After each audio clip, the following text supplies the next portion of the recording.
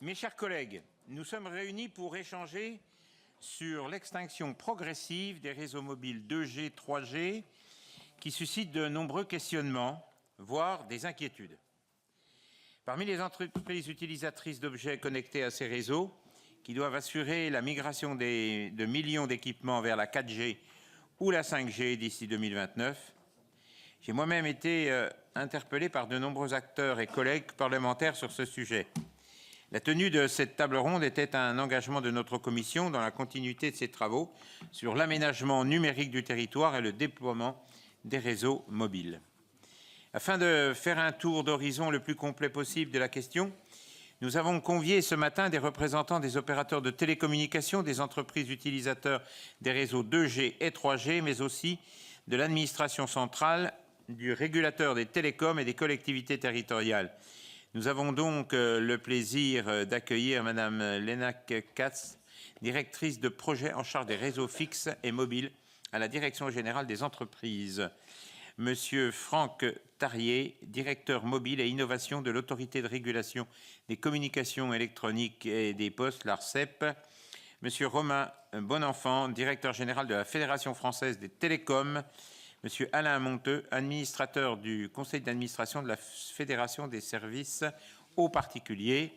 Et Monsieur Brice Brandebourg, responsable des affaires publiques et de la communication institutionnelle de l'Alliance des industries du génie numérique, énergétique et sécuritaire. Je remercie notre collègue Patrick Chaise pour sa présence parmi nous pour porter la voix de l'Association nationale des villes et collectivités pour les communications électroniques et l'audiovisuel, l'AVICA. Les opérateurs de télécommunications, Bouygues Orange, SFR et Free ont informé depuis 2022 les usagers de la fermeture à venir des réseaux 2G et 3G. La 2G doit être mise à l'arrêt en 2025 et 2026, tandis que la 3G sera mise à l'arrêt à l'horizon 2028-2029. La réglementation n'imposant pas de date d'arrêt spécifique, les opérateurs ont défini leur calendrier d'arrêt de manière différenciée. Cette extinction n'est pas un cas isolé, elle s'inscrit dans un mouvement mondial et européen de migration vers la 4 et la 5G. La Suisse et l'Allemagne mettront par exemple fin à l'exploitation de la 3G au cours de cette année. Cette migration répond à 3 objectifs.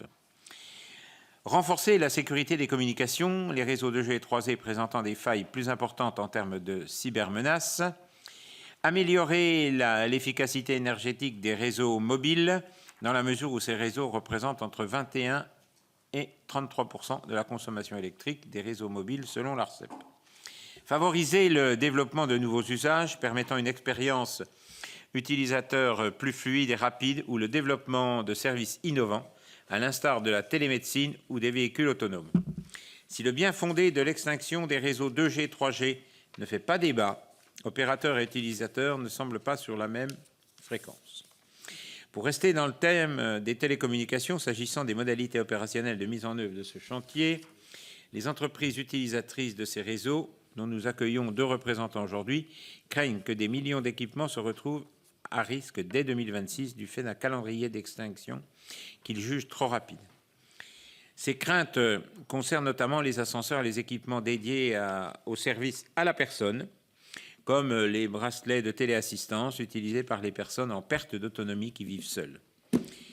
La FFT semble en revanche considérer que les utilisateurs ont été informés et accompagnés de manière suffisante par les opérateurs pour permettre une transition fluide dans le respect du calendrier qui a été arrêté. Notre commission a vocation à jouer un rôle de médiateur lors de cette table ronde. L'objectif est de dresser un état des lieux qui se doit être à la fois objectif de la situation et des difficultés éventuelles. Afin d'identifier des solutions communes pour assurer la nécessaire transition vers la 4 et 5G, en garantissant la continuité du service numérique et la sécurité des équipements, je cède sans plus tarder la parole à notre collègue Sébastien Fagnien, rapporteur pour avis de la Commission sur les crédits relatifs à l'aménagement numérique du territoire. Et à l'issue de la prise de parole de notre collègue, vous pourrez lui poser un certain nombre de questions et je donnerai la parole à nos invités pour une durée d'environ 5 minutes chacun. Voilà, Sébastien. Merci beaucoup, Monsieur le Président, mes chers collègues. Avant toute chose, je voudrais remercier l'ensemble des intervenants d'avoir répondu favorablement à notre sollicitation sur ce sujet, comme l'a évoqué le Président dans ses propos liminaires, très technique, mais pour lequel notre commission a pris la pleine mesure des interrogations exprimées par certains acteurs des secteurs représentés ce matin. Nous avons déjà eu l'occasion de l'évoquer lors de travaux préalables, mais la généralisation du réseau 4G est désormais quasiment achevée, puisque un peu plus de 99,8% des sites d'émission 2G et 3G sont équipés de 4G selon les données fournies par l'ARCEP. La dernière étape de cette transition technologique se profile donc avec l'extinction du réseau 2G à partir d'une échéance fixée à la fin de l'année 2025. Et cette dernière étape de la migration sera déterminante, ne sera pas des moindres, pour les derniers équipements ne fonctionnant que sur les réseaux mobiles 2G et 3G. Il convient ainsi dans les tout prochains mois de trouver collectivement une réponse à l'enjeu suivant: garantir la transition effective vers une technologie plus performante, pour les raisons évoquées il y a quelques instants par le Président, tout en préservant la nécessaire continuité de service d'équipement stratégique pour la sécurité des personnes et des biens. Et comme l'a rappelé le Président Longeot à l'instant, notre objectif ce matin est de jouer un rôle de facilitateur des échanges entre les différentes parties prenantes que vous représentez les uns et les autres. Donc à l'approche de la première échéance fixée pour le début de cette bascule technologique, il est urgent de s'assurer que toutes les conséquences sur le plan technologique, opérationnel et organisationnel, ont bien été anticipées. Nous souhaitons ainsi entendre l'ensemble des intervenants sur leur perception de cette bascule technologique imminente, avant tout sur l'état des lieux en matière de transition technologique des réseaux.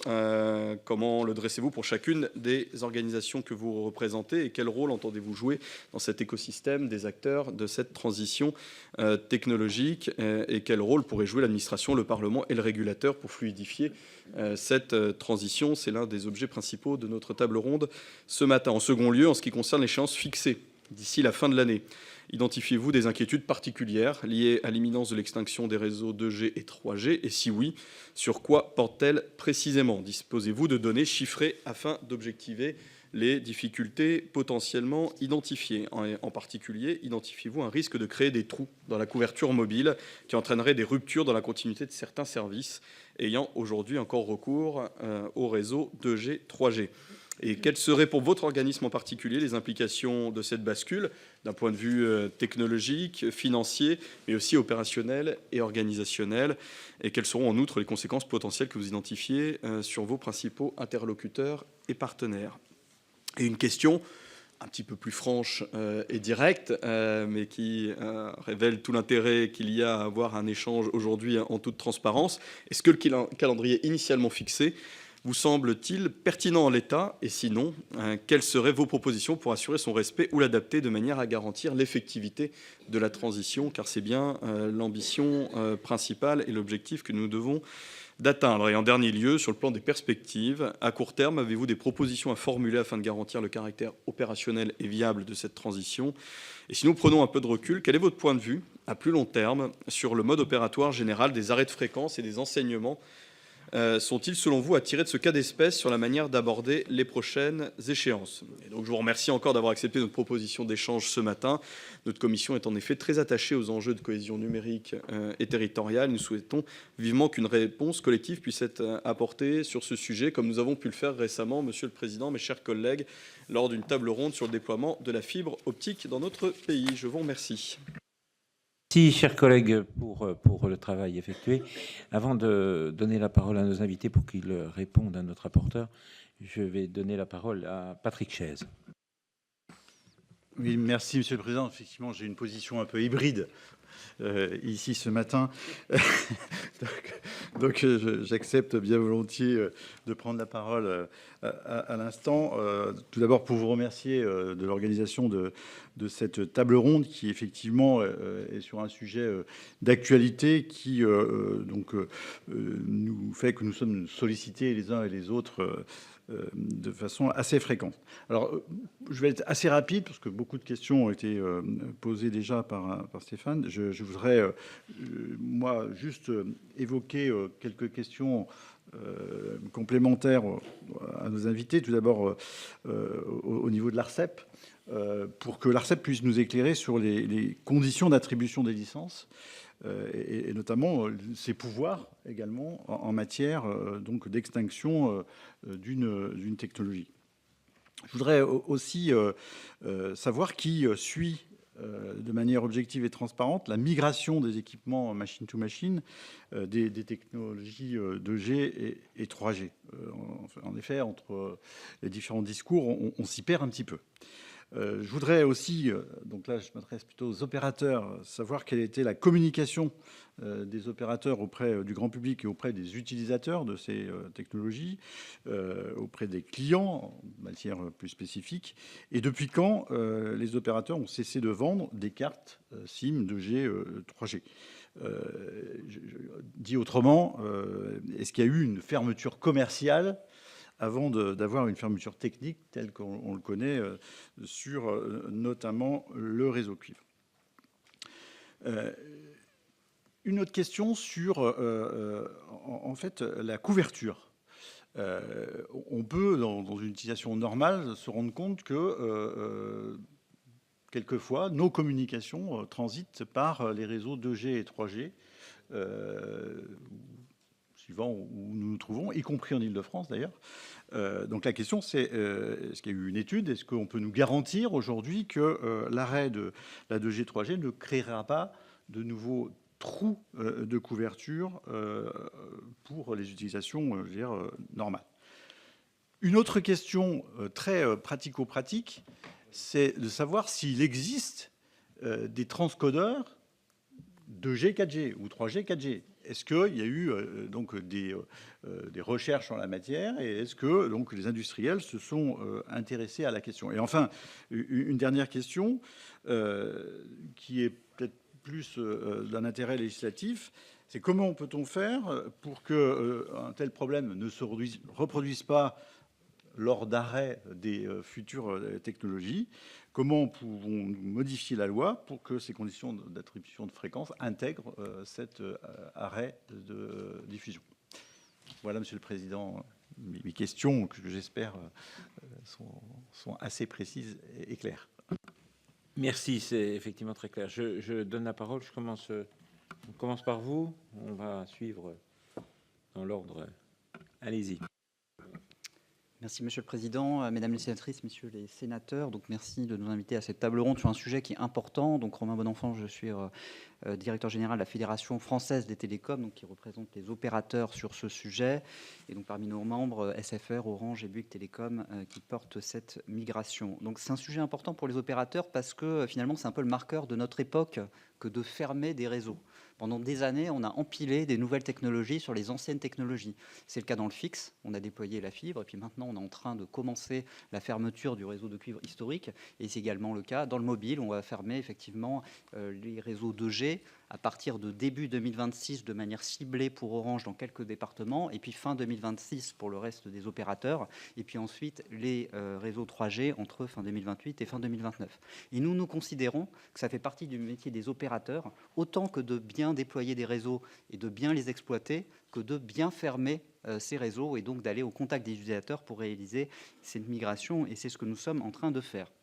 Donc concrètement, la 2G, c'est une technologie qui est aujourd'hui obsolète, qui a été déployée au début des années 90. Donc quand on va fermer cette 2G, ça fera plus de 35 ans depuis le début du déploiement. On a empilé les technologies depuis, 3G, 4G, 5G. Donc aujourd'hui, si je prends un pylône téléphonique moyen en France, un pylône de téléphonie mobile, on va trouver un équipement 2G, un équipement 3G, un équipement 4G, un équipement 5G, avec toute une complexité évidemment opérationnelle sur la maintenance, une consommation énergétique, ça a été évoqué, et donc il y a vraiment un enjeu à rationaliser tout ça.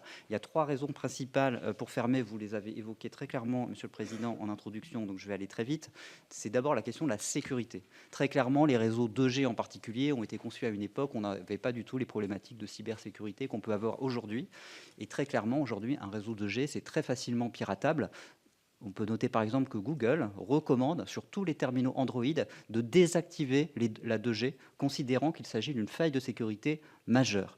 Donc nous considérons qu'effectivement, aujourd'hui, la 2G n'est plus adaptée, et en particulier, elle n'est plus adaptée à des usages industriels qui vont concerner la sécurité des biens et des personnes. Il y a vraiment une urgence à migrer de la 2G, parce que la 2G, aujourd'hui, n'est pas sécurisée, et donc ne peut pas répondre à ces usages particuliers qui concernent des des besoins tout à fait critiques. Ensuite, on a le sujet de l'empreinte environnementale du numérique. C'est un sujet important pour les opérateurs parce qu'effectivement, on a quelque part une question globale de croissance de cette empreinte environnementale du numérique avec la croissance très forte de la consommation de données. Selon les prévisions de l'ARCEP et de l'ADEME, entre 2020 et 2030, on va multiplier par 6 la consommation de données. Et derrière, on améliore la technologie, mais il y a une course sur laquelle on a du mal à avoir les leviers. Il y a d'ailleurs la loi du sénateur Chaise pour réduire l'empreinte environnementale du numérique et nous nous inscrivons parfaitement dans cette démarche. Et en fait, si on regarde l'ensemble des leviers dont que les opérateurs peuvent mobiliser sur ce sujet, à court terme, le meilleur levier, c'est vraiment l'extinction des technologies de réseau obsolètes.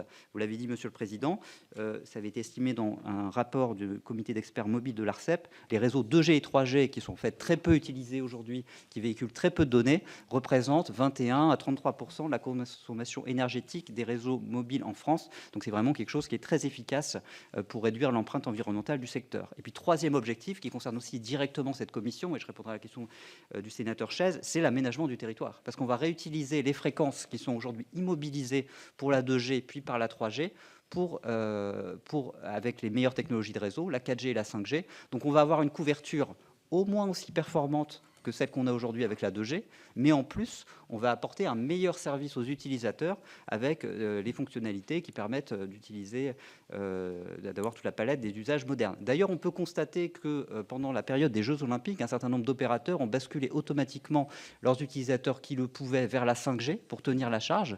Et en fait, le retour d'expérience des opérateurs, c'est que s'ils n'avaient pas basculé leurs clients vers les meilleures technologies de réseau, dans certaines circonstances, évidemment exceptionnelles avec les Jeux Olympiques, les réseaux n'auraient pas tenu la charge. Donc on a vraiment un enjeu pour le secteur à être capable d'utiliser ces nouvelles technologies à plein, quelque part, pour répondre à la croissance des usages, tout en restant dans les limites de l'efficacité énergétique. Sur le calendrier d'extinction, donc le calendrier français n'est pas particulièrement rapide. Vous l'avez dit, on est dans une dynamique mondiale. Partout dans le monde, on éteint des réseaux. On les a dénombrés entre 2010 et 2024. Plus de 200 réseaux 2G et 3G ont été fermés dans le monde. La moitié, c'est-à-dire 100 réseaux, ont été fermés dans la période 2023-2024. Donc on est en plein, si on regarde au niveau mondial, dans l'extinction massive de tous ces réseaux obsolètes. Il n'y a pas de spécificité entre la 2G et la 3G. La moitié des extinctions concernent en gros la 2G, l'autre moitié la 3G. Et dans l'année qui vient, on a à peu près 60 fermetures qu'on a identifiées. Donc la France est globalement dans le tempo mondial. Dans ce tempo mondial, on a une dynamique qui est très homogène entre la 2G et la 3G. Il y a peut-être une spécificité européenne. On parlait du cadre réglementaire sur la 2G, puisque le cadre réglementaire européen impose un principe de neutralité technologique. C'est-à-dire que quand des opérateurs disposent de fréquences, s'ils l'utilisent aujourd'hui pour, par exemple, la 5G, ils pourront l'utiliser demain pour la 6G sans décision du gouvernement ou du régulateur. Et effectivement, ce principe est intervenu après le déploiement de la 2G. Donc, dans un certain nombre de pays européens, effectivement, il y a un cadre réglementaire qui est plus contraint sur la 2G, puisque c'est un cadre réglementaire historique, alors qu'en France, ce principe de neutralité technologique a été transposé sur la 2G. Et en fait, c'est parfaitement rationnel d'éteindre la 2G avant la 3G parce qu'il y a moins d'utilisateurs, il y a moins de terminaux en circulation. Donc, sans ce cadre réglementaire particulier, il vaut mieux faire cette séquence 2G, 3G qu'on a choisie en France. Je vais donner des exemples nationaux et pour revenir sur ce que vous avez dit aussi. En Suisse, il n'y a déjà plus de réseau 2G et il n'y aura plus de réseau 3G à la fin de 2025. En Allemagne, les réseaux 3G ont été éteints, tous, fin 2021, avec un bilan très positif du régulateur, le BNetzA, pas de conséquences négatives sur les clients. Aux États-Unis, il y a eu des extinctions de réseaux 2G il y a plus de 8 ans. Et en Asie, on a identifié une vingtaine d'opérateurs qui vont fermer la 2G d'ici la fin de 2025. Donc voilà, le calendrier français n'est pas particulièrement rapide. En termes de prévenance, les opérateurs ont informé de manière officielle sur leur site, puis en visant directement leurs clients par des communications directes, c'est-à-dire par des mails aux clients concernés. À partir de 2022, cette fermeture des réseaux 2G puis 3G. Mais en fait, cette question est dans le débat depuis bien longtemps, et en particulier sur le machine-to-machine, c'est-à-dire les utilisations industrielles de la 2G et de la 3G. Bien évidemment, c'est quelque chose qui est bien connu dans le milieu de la connectivité. On parle d'industriels de la connectivité qui utilisent ces services, ce sont des professionnels. Et par exemple, je peux mentionner les travaux qu'on a fait à la FFT en 2016 sur la fin du RTC, donc le service téléphonique historique, sur lesquels on avait travaillé avec les fédérations de ces industriels, et on avait produit un livre blanc qui indiquait très clairement que les technologies 2G, 3G n'étaient pas des solutions pérennes. Donc, cette fermeture de la 2G et de la 3G, elle n'est pas surprenante et elle a été très largement annoncée par les opérateurs. Et aujourd'hui, les opérateurs continuent à aller chercher les utilisateurs un par un pour les faire migrer à la fois chez les industriels et puis sur le grand public. Quelques chiffres. En fait, aujourd'hui, la migration est déjà bien engagée, puisque si on prend les utilisations industrielles de la 2G, je mets de côté eCall, c'est-à-dire les services d'urgence dans les véhicules, qui est un peu particulier. Je donnerai un autre chiffre sur eCall après. On a aujourd'hui 1,4 million de dispositifs 2G au premier trimestre de 2025. Ça a baissé de 7% en un trimestre. Donc, ce n'est pas encore assez rapide pour aller au bout du calendrier, et les opérateurs travaillent pour effectivement faire masse et faire que tout cela s'accélère. On a un certain nombre de grands fournisseurs qui ont communiqué sur leur migration, qui ont fait même une forme d'argument marketing, et des 10 par exemple à communiquer sur la migration d'un certain nombre de ces dispositifs connectés. Kone, chez les ascensoristes, a également communiqué sur les migrations qui sont en cours. Et si je reviens sur l'eCall, donc les services d'urgence dans les véhicules qui appellent automatiquement les services d'urgence en cas d'accident.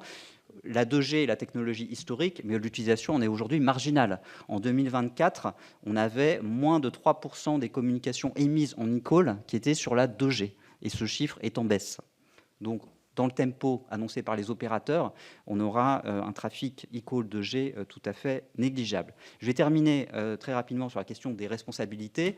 Nous, opérateurs, considérons qu'effectivement, ça fait partie de notre métier que cette migration se passe au mieux. Et donc, nous accompagnons nos utilisateurs, à la fois particuliers et entreprises, dans cette migration. Je le disais, par des communications ciblées, chez les industriels bien sûr, mais aussi chez les particuliers. C'est-à-dire qu'on identifie les particuliers qui utiliseraient encore des téléphones d'ancienne génération, donc des vieux téléphones qui ne font que la 2G, avec des cartes, pour revenir à la question du sénateur Chaise, qui aujourd'hui ne sont plus spécifiques à la 2G, c'est-à-dire qu'aujourd'hui toutes les cartes sont au moins 4G, 5G, et depuis bien longtemps on ne vend plus de cartes spécifiques 2G, et donc on communique vers ces utilisateurs pour les faire migrer. Donc ça, c'est notre responsabilité et on est en train de le faire. Ensuite, sur les systèmes industriels, il est important, je pense, de dire que la responsabilité de la migration, elle est sur le fournisseur de services. Ça n'est pas la collectivité ou l'utilisateur final, par exemple les utilisateurs des ascenseurs ou ceux qui bénéficient de systèmes d'assistance à domicile, qui quelque part doivent se préoccuper de cette migration. Ça concerne en premier chef les industriels. Donc cette communication a été faite. Et dernier point, je veux insister sur le fait que cette migration ne concerne pas que les opérateurs français, puisque un certain nombre des industriels qui utilisent ces services connectés sont passés par des opérateurs étrangers qui utilisent les réseaux français, mais en roaming.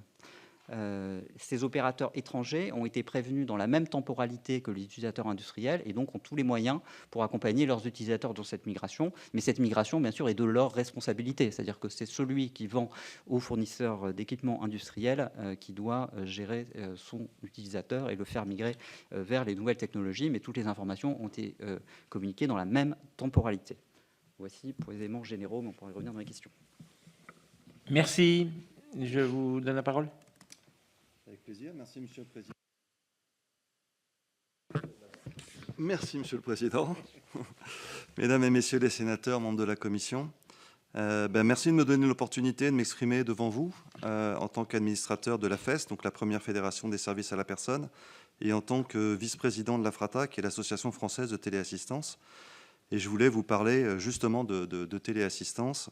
Je pense que vous connaissez tous, hein, c'est un petit bouton comme ça, qui relie des personnes âgées 24 heures sur 24 en cas de chute ou en cas d'isolement. Et ces personnes fragiles, aujourd'hui, elles sont directement concernées par cette migration. En 2024, on avait recensé 120 000 dispositifs de téléassistance fonctionnant encore en 2G et 180 000 fonctionnant encore en 3G. Donc c'est une part très importante du marché. On parle ici de personnes isolées, des personnes âgées isolées en perte d'autonomie ou souffrant de pathologies cognitives. Et pour elles, la téléassistance, c'est parfois le seul lien avec le monde extérieur en cas de chute ou de détresse. Et donc l'arrêt prématuré de ces réseaux entraînerait effectivement l'obsolescence immédiate de ces dispositifs, sans solution de repli réaliste dans les délais annoncés qui sont serrés. Et pourquoi c'est compliqué? Parce que la filière aujourd'hui des services à la personne et de la téléassistance, c'est une filière éclatée, qui est fragilisée par cette contrainte technique et économique. La téléassistance, je l'ai dit, est très morcelée. Elle repose donc sur une multitude d'acteurs. On parle ici d'acteurs locaux, on parle ici d'associations, on parle ici de structures publiques ou semi-publiques. Et ce sont souvent des toutes petites entités, donc à vocation sociale et locale, qui ont des moyens limités, qui assurent chaque jour un service de proximité à des dizaines de milliers de personnes âgées. Donc voilà, le remplacement anticipé de tous ces dispositifs représente pour eux une charge financière massive et une perte d'investissement sur les appareils déjà mis en œuvre, qu'ils sont bien incapables de répercuter sur leurs bénéficiaires. Pourquoi ? Parce que la téléassistance, comme beaucoup de services à la personne, est un service à tarif contraint, souvent régulé d'ailleurs par la CARSAT ou les départements. Et donc ces petites structures, aujourd'hui, ne dégagent pas de marge suffisante pour absorber un choc de cette ampleur. Donc qu'est-ce qu'on leur demande ? On leur demande de jeter des appareils obsolètes, qui aujourd'hui fonctionnent parfaitement, de racheter des équipements, d'aller les déployer à domicile, de les réconfigurer, d'aller former les personnels. Tout cela avec des nouvelles technologies qui coûtent à peu près, pour vous donner un ordre d'idée, 200 € l'équipement. Donc je vous laisse faire la multiplication avec les 300 000 que j'ai parlé tout à l'heure. C'est des sommes hyper importantes pour ces associations. Et on a vraiment des risques de cessation d'activité ou de désengagement partiel au détriment des bénéficiaires les plus fragiles. Donc voilà, c'est pour ça que je pense que c'est important de ne pas avoir un arrêt brutal, de ne pas couper cette ligne de vie pour ces centaines de milliers de personnes et d'avoir un report de 24 mois assorti d'un plan de migration encadré. Voilà, c'est ce que je voulais vous dire, parce que ce report, c'est une simple logique humaine. Voilà, Monsieur le Président. Merci. Monsieur Brandebourg. Merci, Monsieur le Président. Donc, Brésil Hennebeau, je représente IGNES. IGNES, c'est l'Alliance des industriels de l'électrique et du numérique dans le bâtiment. Donc, c'est notamment des acteurs de la domotique, principalement des industriels français ou ayant une base industrielle française. Et sur le sujet de la 2G, 3G, nous sommes impactés notamment sur les alarmes connectées. Notre fédération est en collectif avec d'autres fédérations, notamment la FRATA et la FESP. Il y a également le GPMSE dans le secteur de la télésurveillance et il y a également la FAS, la Fédération des ascenseurs, sur les systèmes de téléalarme d'ascenseurs. Ça vous donne déjà une idée des impacts sur les équipements impactés par cette transition. Peut-être pour vous donner... Je pense que mon objectif ici, c'est de vous éclairer sur les réalités de nos acteurs et les réalités de comment s'est passée cette migration, réalité de nos industriels, de nos prestataires de services. Si vous voulez, aujourd'hui, pour faire une transition de cette ampleur, si les technologies alternatives n'existent pas, c'est-à-dire que vous n'avez pas un système de téléassistance en 4G qui a déjà été commercialisé, il faut à peu près 7 ans.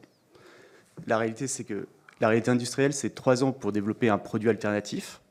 Il faut faire du développement R&D. Il faut trouver les composants, à une époque 2022 où c'était un peu compliqué sur les composants électroniques. Il faut former les gens, il faut adapter les lignes de production, il faut ensuite produire, commercialiser, et tout ça, ça ne se fait pas en 6 mois. C'est une méconnaissance des réalités industrielles que de laisser penser que ça peut se faire en 6 mois. Ça se fait en 3 ans. Nos produits, en plus, nos équipements, sont des équipements, vous l'aurez compris, sensibles, avec des exigences, des normes de sécurité élevées. Par exemple, on a des besoins de certification. Les certifications, c'est par exemple 6 mois. Orange a demandé qu'on valide sur la 4G nos équipements. Il y a eu une file d'attente, donc il a fallu attendre qu'Orange valide ses équipements. Enfin, voilà, ça c'est la réalité déjà du développement. Et là, je ne vous parle que du développement de la solution alternative. Ensuite, il y a la question de « je change l'équipement ». Parce qu'il faut bien comprendre qu'aujourd'hui, on ne change pas une carte SIM. Aujourd'hui, il faut aller sur le terrain. Il y a autant d'interventions à réaliser qu'il y a d'équipements. Donc ce sont des millions d'interventions à réaliser dans les délais qui nous ont été donnés par les opérateurs. La réalité, c'est que nous, on a vous prenez des techniciens aujourd'hui, ce n'est pas une main-d'œuvre qui court dans les rues. C'est une main-d'œuvre qui est rare. On est obligé de mettre en place des formations pour avoir ces techniciens. Donc si on veut faire face à des montées en charge aussi importantes, eh bien, il faut le temps de trouver des personnes qui le fassent. Ça, c'est une réalité. L'autre réalité, donc il y a la réalité industrielle, la réalité opérationnelle, et il y a la réalité des clients. Aujourd'hui, les clients, il y a les particuliers. Alors, M. Monteux vous a affiché les réalités, par exemple, des personnes vulnérables. Il faut les appeler. Il faut leur expliquer que la 2G, 3G va fermer. Ah bon. Il faut leur expliquer que leur système de téléassistance fonctionne en 2G, 3G. Ah bon. Ça, c'est un travail. Donc aujourd'hui, si vous voulez, nos acteurs, ils sont là à appeler chaque particulier, chaque client, pour leur expliquer tout ça, parce qu'ils ne sont pas au courant. Personne n'est au courant. Très peu de gens sont aujourd'hui au courant que la 2G, 3G va fermer et des conséquences, non pas pour leur téléphone mobile, mais pour tous les équipements qu'ils peuvent avoir chez eux. Donc ça, c'est une réalité. C'est la réalité aussi des copropriétés. Une copropriété, quand vous voulez faire changer un équipement dans une copropriété, Ça ne se fait pas du jour au lendemain. Une copropriété, et c'est le cas dans certains fois, il faut passer par l'Assemblée générale de copropriété. Là, vous allez sur 18 à 24 mois. Donc ça, c'est la réalité des clients. Je peux prendre un autre exemple. Si vous prenez les collectivités locales, aujourd'hui, il y a une inertie du côté des collectivités locales. Pour obtenir... alors parfois, il faut des marchés publics, il faut passer des marchés publics. Un marché public, je pense que je parle aux représentants des collectivités locales et souvent élus municipaux ou anciens élus municipaux, ils savent ce que c'est. Ça ne se fait pas en un mois. Un marché public, entre le moment où vous allez lancer l'élaboration et le moment où vous allez signer, il y a à peu près 1 an. Donc toutes ces réalités, si vous voulez, le jour où ont été fixées de manière unilatérale, sans concertation, ces dates d'arrêt, elles n'ont pas été prises en compte, très clairement. Donc là-dessus, ça c'est le premier sujet. Il nous faut 7 ans, compresser, comme l'ont fait les opérateurs, ces fermetures et nos acteurs et ces fermetures d'arrêt. C'est courir des risques et fragiliser ces acteurs. Vous voyez sur la téléassistance, aujourd'hui, je pense qu'on le sait, il y a des petites associations qui ne passeront pas le cap. Elles vont mourir parce qu'elles seront incapables de financer un parc entier, d'avoir l'avance de trésorerie pour financer un parc entier. On sait qu'il y a des plus gros acteurs qui empruntent pour financer ce renouvellement. Donc, c'est des impacts économiques, c'est des impacts sociaux. Et si on n'y arrive pas, alors là, si on n'y arrive pas, les conséquences, je vous laisse les deviner. Vous prenez la téléassistance, aujourd'hui, c'est 50 000 vies humaines qui sont sauvées par an. Si vous prenez les téléalarmes des ascenseurs, alors c'est évidemment des interventions qui ne pourront pas se faire ou qui mettront plus de temps. Je peux aussi vous indiquer que normalement, une téléalarme d'ascenseur fonctionnelle fait partie des règles de sécurité d'un ascenseur. Donc si elle ne fonctionne pas, parce que la 2G, 3G ne fonctionne pas, il faudra prescrire la mise à l'arrêt de l'ascenseur. Donc potentiellement, c'est prescrire des arrêts d'ascenseurs dans des copropriétés. Je vous laisse imaginer les conséquences sociales d'une telle décision. Bon, la décision appartiendra à la copropriété.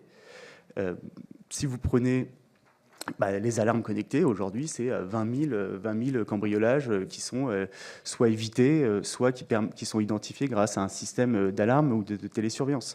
Donc voilà, ça va être des impacts très concrets. Nous, on alerte, on demande un report de 2 ans de l'arrêt des réseaux 2G, 3G. Peut-être pour anticiper ou pour répondre à la Fédération française des télécoms qui estime qu'ils nous ont laissé le temps et que c'était un peu le sens de l'histoire. Alors, c'eût été le sens de l'histoire si les opérateurs avaient eux-mêmes anticipé cet arrêt, si les opérateurs avaient été eux-mêmes prêts lors de ces décisions d'arrêt.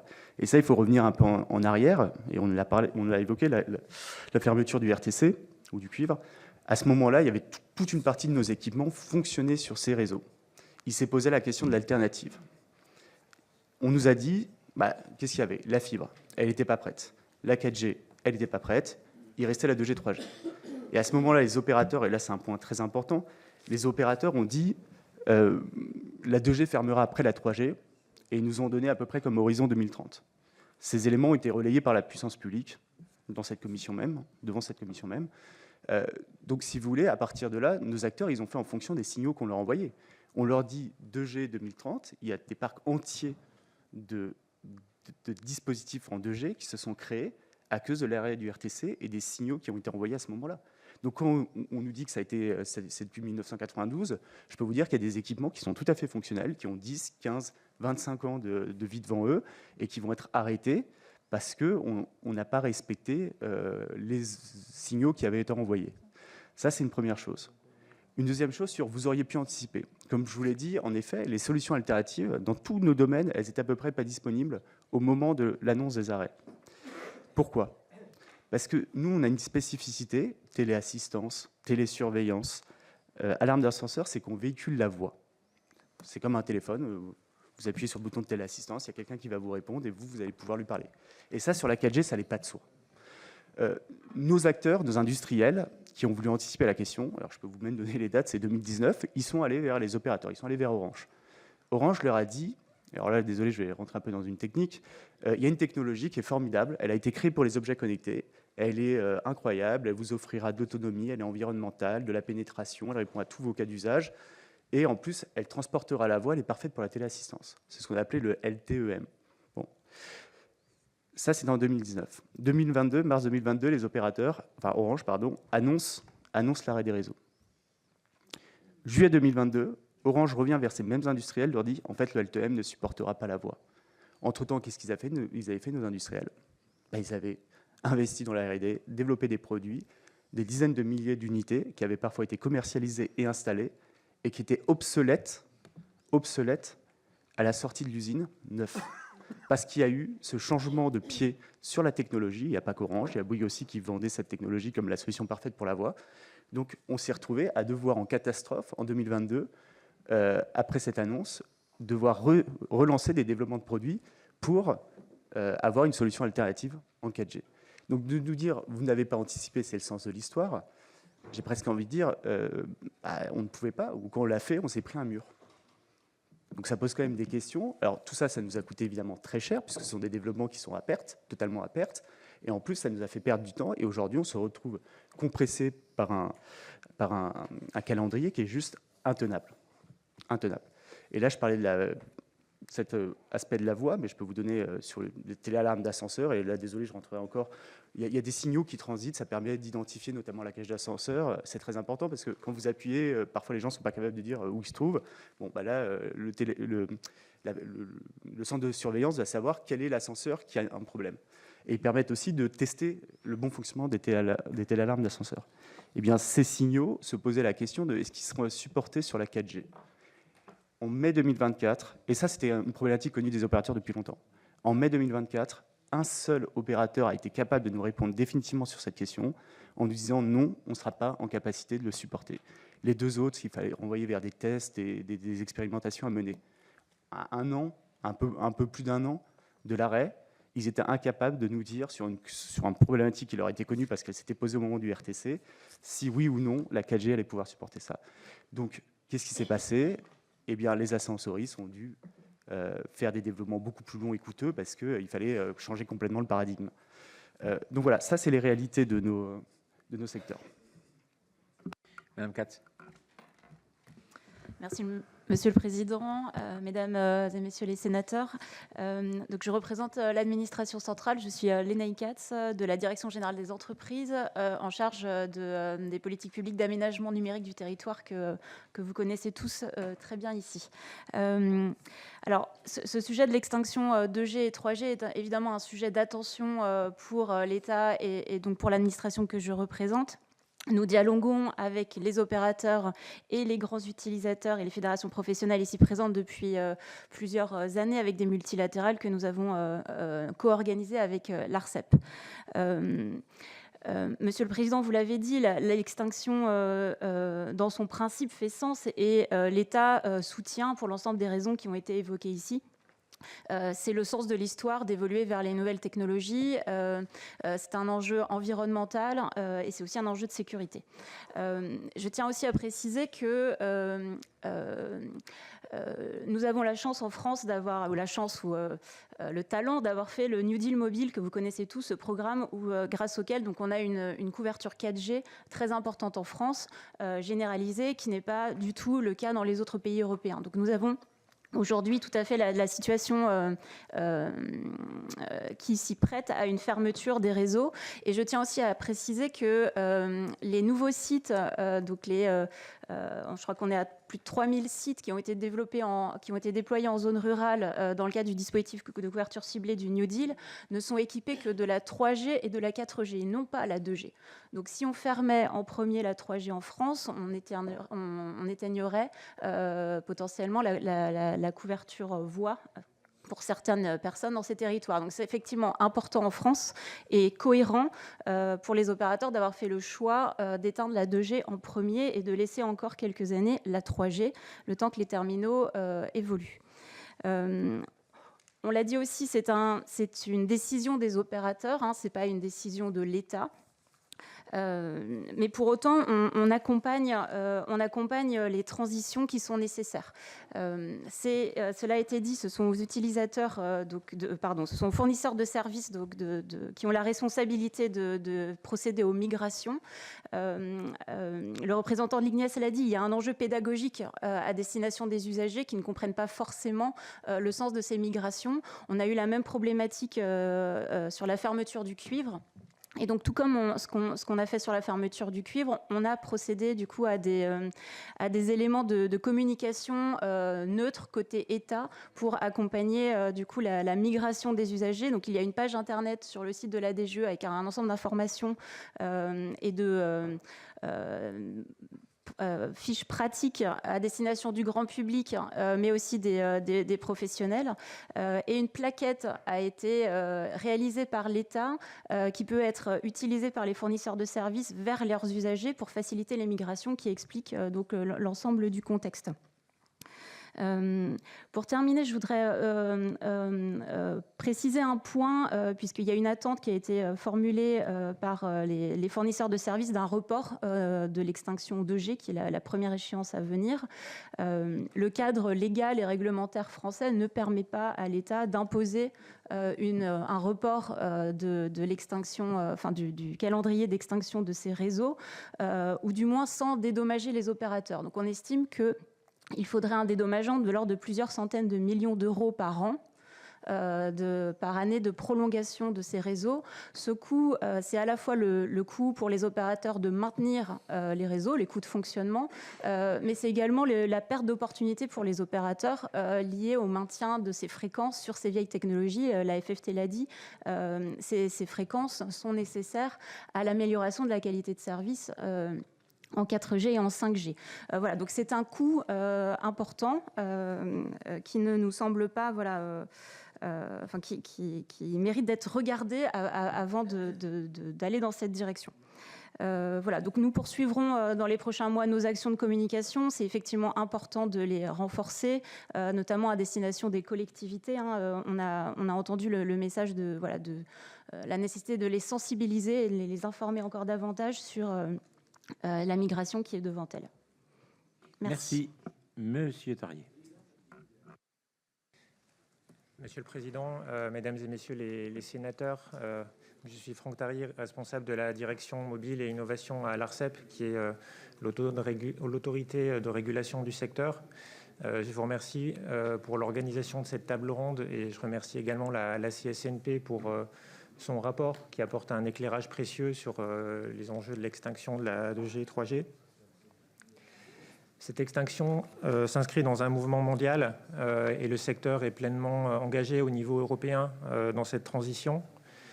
En 2023, le BEREC, qui est le groupe des régulateurs européens du secteur, a publié un rapport sur l'état des lieux et les enjeux. Et ces échanges entre régulateurs vont se poursuivre dans une logique d'échange de bonnes pratiques et de retour d'expérience sur la manière dont cette transition se fait dans les différents pays de l'Union européenne. Aujourd'hui, nous savons que d'ici 2030, les opérateurs d'un tiers des pays membres de l'Union européenne auront procédé à l'extinction à la fois des réseaux 2G et 3G. Et dès 2025, au moins un opérateur aura éteint son réseau 2G ou 3G dans la plupart des pays de l'Union européenne. Alors, cela a été dit, en France, cette transition est facilitée par le fait que, dans le cadre du New Deal mobile, il avait été demandé aux opérateurs de généraliser le très haut débit mobile, ce qui, en pratique, nécessite le déploiement de la 4G. Les autorisations d'utilisation de fréquences délivrées aux opérateurs mobiles sont technologiquement neutres, d'où cette formulation de très haut débit mobile qui, en pratique, nécessite la 4G. A contrario, il n'y a pas de disposition dans ces autorisations qui mentionnent les technologies 2G ou 3G. Donc aujourd'hui, près de 99,9% des sites mobiles des opérateurs sont équipés de la 4G. Et l'ARCEP suit naturellement avec beaucoup d'attention la bascule des tout derniers sites, de l'ordre d'une trentaine à une cinquantaine de sites par opérateur, sur un total qui est de l'ordre de 30 000 sites pour chacun des 4 opérateurs. Ces données sont publiées trimestriellement par l'ARCEP, de même que des cartes de couverture du service voix et du service Internet mobile des opérateurs. Donc les enjeux relatifs à l'arrêt des technologies 2G et 3G, cela a été dit, se situent plutôt au niveau des parcs de terminaux qu'au niveau des réseaux eux-mêmes. L'ARCEP considère que ces décisions relèvent de la stratégie des opérateurs. Néanmoins, l'ARCEP considère aussi que l'arrêt de ces technologies doit faire l'objet d'une information suffisante permettant aux utilisateurs, à la fois particuliers et entreprises, de s'adapter et, le cas échéant, d'un accompagnement des clients. Nous sommes très attentifs aux inquiétudes qui ont été exprimées, en particulier par les utilisateurs professionnels dans plusieurs secteurs, et cela a été mentionné aussi. Plusieurs fédérations nous ont alertés sur les difficultés à suivre les calendriers annoncés, notamment en raison du temps nécessaire au renouvellement des équipements ou de leurs coûts. C'est pourquoi l'ARCEP, avec la Direction générale des entreprises, a organisé plusieurs réunions multilatérales pour contribuer à ce que des réponses puissent être apportées, notamment sur certains points techniques qui restaient encore en suspens. Et donc, ces échanges ont été organisés à la fois dans cette perspective-là, mais aussi pour identifier les besoins en communication identifiés par les fédérations professionnelles.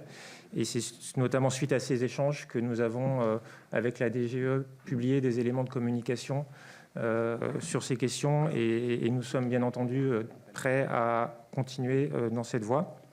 Je voudrais dire un mot sur les enjeux environnementaux, puisque cela a été développé également dans le rapport de la CSNP. L'ARCEP a publié en 2023 un rapport d'un comité d'experts sur les enjeux environnementaux associés à l'arrêt des technologies 2G et 3G. Pour illustrer et expliquer les dynamiques à l'œuvre, ce rapport notamment montre que l'arrêt des technologies 2G et 3G permet de faire des gains en consommation électrique qui compensent au bout d'un certain temps le coût environnemental du remplacement des terminaux qui est bien réel. Le sujet de la durabilité des terminaux et de leur recyclabilité est également évoqué dans le rapport de la CSNP. Et donc à cet égard, je souhaiterais rappeler que l'ARCEP publie chaque année une enquête annuelle pour un numérique soutenable qui comporte un grand nombre d'indicateurs collectés auprès des opérateurs de communication électronique ainsi que de l'ensemble du secteur pour avoir un suivi de ces impacts. Et notamment, cette enquête comporte un indicateur sur le volume de terminaux qui sont collectés par les opérateurs aux fins d'être recyclés ou reconditionnés. Et donc cet indicateur, nous le suivrons bien entendu dans la durée et pourrons voir dans quelle mesure la 2G, 3G peut se faire dans des conditions les plus environnementalement soutenables et respectueuses. Voilà, je vous remercie pour votre attention. Merci. Je vais donner la parole à mes collègues, à Stéphane Demilly. Merci, Monsieur le Président. La France, comme de nombreux autres pays européens, un tiers, hein, vous l'avez dit, Monsieur Tarier, d'ici 2030, s'engage progressivement dans l'abandon des réseaux 2G et 3G au profit de technologies plus récentes et plus performantes telles que la 4G et la 5G. Mais cette transition s'inscrit dans une volonté d'optimiser le développement de services plus rapides et plus efficaces. C'est bien. En parallèle, les opérateurs cherchent à améliorer la couverture et la qualité de leur réseau tout en réduisant les coûts d'exploitation. C'est bien également. Mais tout cela soulève quand même beaucoup d'inquiétudes. Beaucoup d'inquiétudes pour certains utilisateurs dont les téléphones anciens utilisent encore les réseaux 2G ou 3G. Dans certaines zones rurales notamment, et je suis un élu de zone rurale, la 2G est encore utilisée pour des services basiques comme les appels ou les SMS. Il s'agit de moyens de communication primordiaux dans des régions où, vous le savez, les connexions Internet fixes sont parfois limitées et pour ne pas dire parfois également inexistantes. La fracture numérique continue malheureusement de compliquer la vie pour un grand nombre de nos concitoyens. Il faut bien sûr penser, et vous en avez parlé, aux personnes âgées, aux personnes vulnérables qui vivent dans des zones reculées. Et si ces personnes ne sont pas en mesure de changer de téléphone facilement, elles se retrouveront rapidement complètement déconnectées des réseaux mobiles à mesure que la 2G et la 3G disparaîtront, avec un risque réel de marginalisation pour ces personnes. Il y a donc un immense chantier, me semble-t-il, de pédagogie et d'accompagnement. Madame Katz disait tout à l'heure, c'est le sens de l'histoire d'évoluer en technologie. Oui, bien sûr, mais en emmenant bien sûr le plus grand nombre de personnes vers cette migration, pour reprendre un terme que vous avez utilisé. D'où ma première question. Comment garantir la transition numérique pour les utilisateurs de la 2G et de la 3G, en particulier dans les zones rurales, afin de ne pas aggraver la fracture numérique qui est, vous le savez, déjà flagrante? Et par ailleurs, ma deuxième question et ma dernière question portent sur l'impact environnemental de la fermeture des anciennes infrastructures de communication. Certains d'entre vous l'ont partiellement abordé dans les interventions. La mise au rebut d'appareils anciens et le renouvellement constant de la technologie va générer bien sûr des déchets électroniques importants, des D3E, pour reprendre un terme qu'on utilise dans nos collectivités. Quelle sera la stratégie des opérateurs pour gérer l'impact écologique de l'obsolescence des équipements liés à la fermeture de ces fameux réseaux 2G et 3G? Merci. La parole est à Damien Michelet.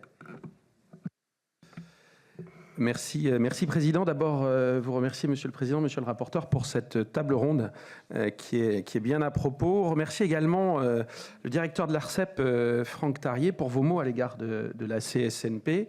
Les membres présents ce matin et son président, ils sont particulièrement sensibles.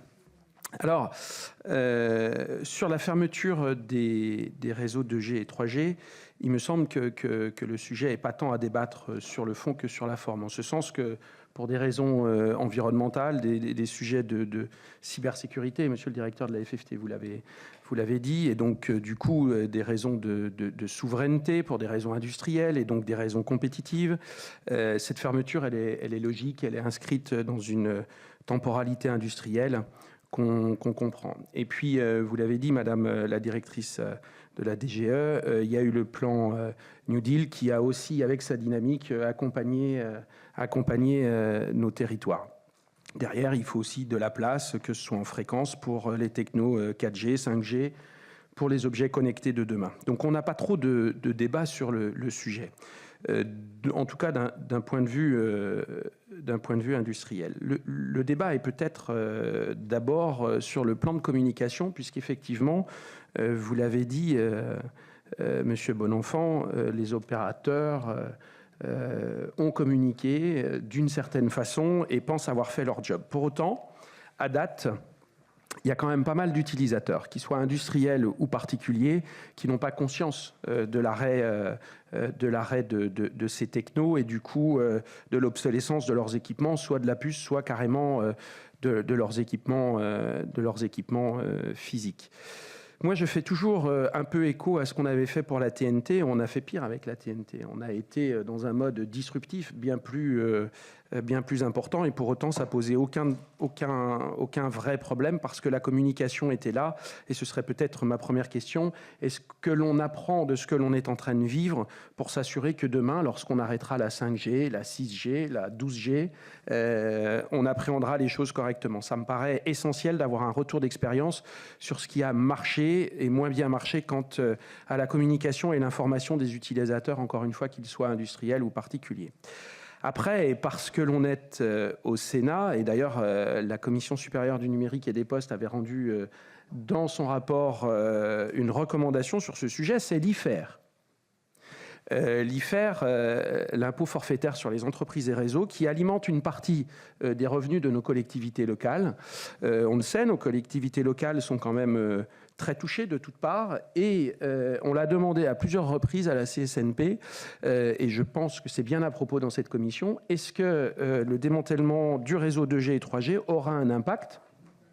Et évidemment, il aura un impact, mais est-ce qu'on est en capacité de chiffrer cet impact pour informer nos collectivités pour qu'à partir de 2026 ou 2029, elles puissent intégrer cette baisse de revenus dans leur budget? Voilà ma deuxième question.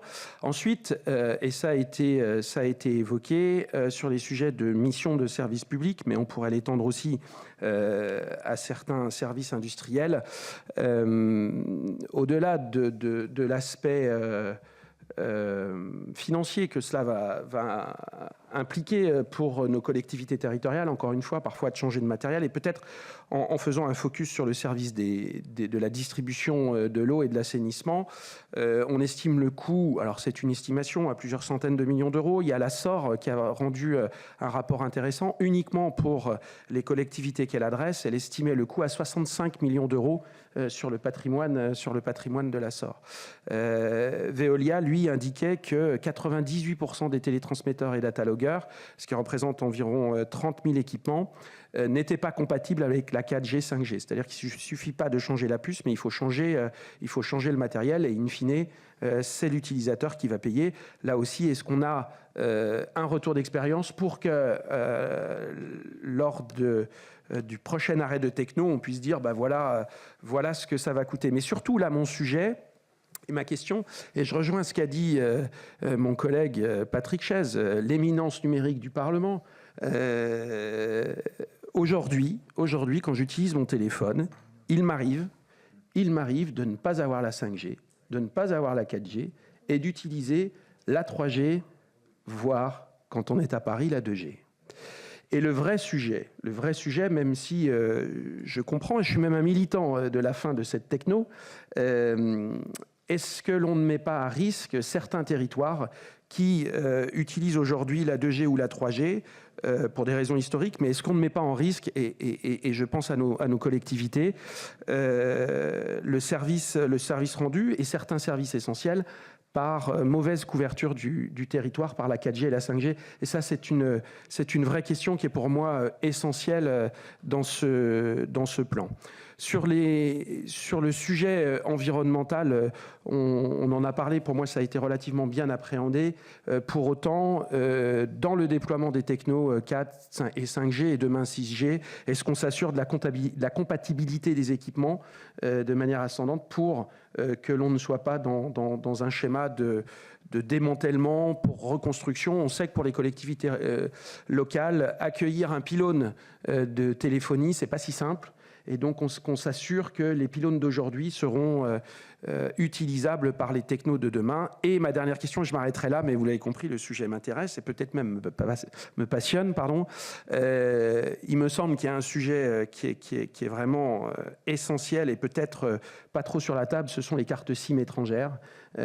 Toutes celles que l'on utilise parce qu'elles ont été déployées pour des raisons de coût, pour des raisons économiques, et qu'aujourd'hui elles sont totalement en dessous des radars, on ne les voit pas.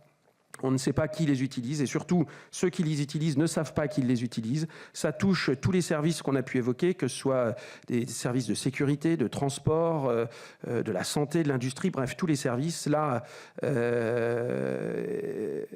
semblerait que 70% des cartes SIM soient étrangères. Est-ce qu'on est certain que ceux-ci ne subiront pas l'arrêt de manière trop, unidirectionnelle, et qu'on appréhende bien que ces utilisateurs, certains dans des services essentiels, soient informés, sensibilisés à l'obsolescence de leur équipement. Merci, Président. Merci. Je vais donner la parole à Audrey Bélim. Merci, Monsieur le Président. Merci à chacune et chacun d'entre vous pour ces présentations.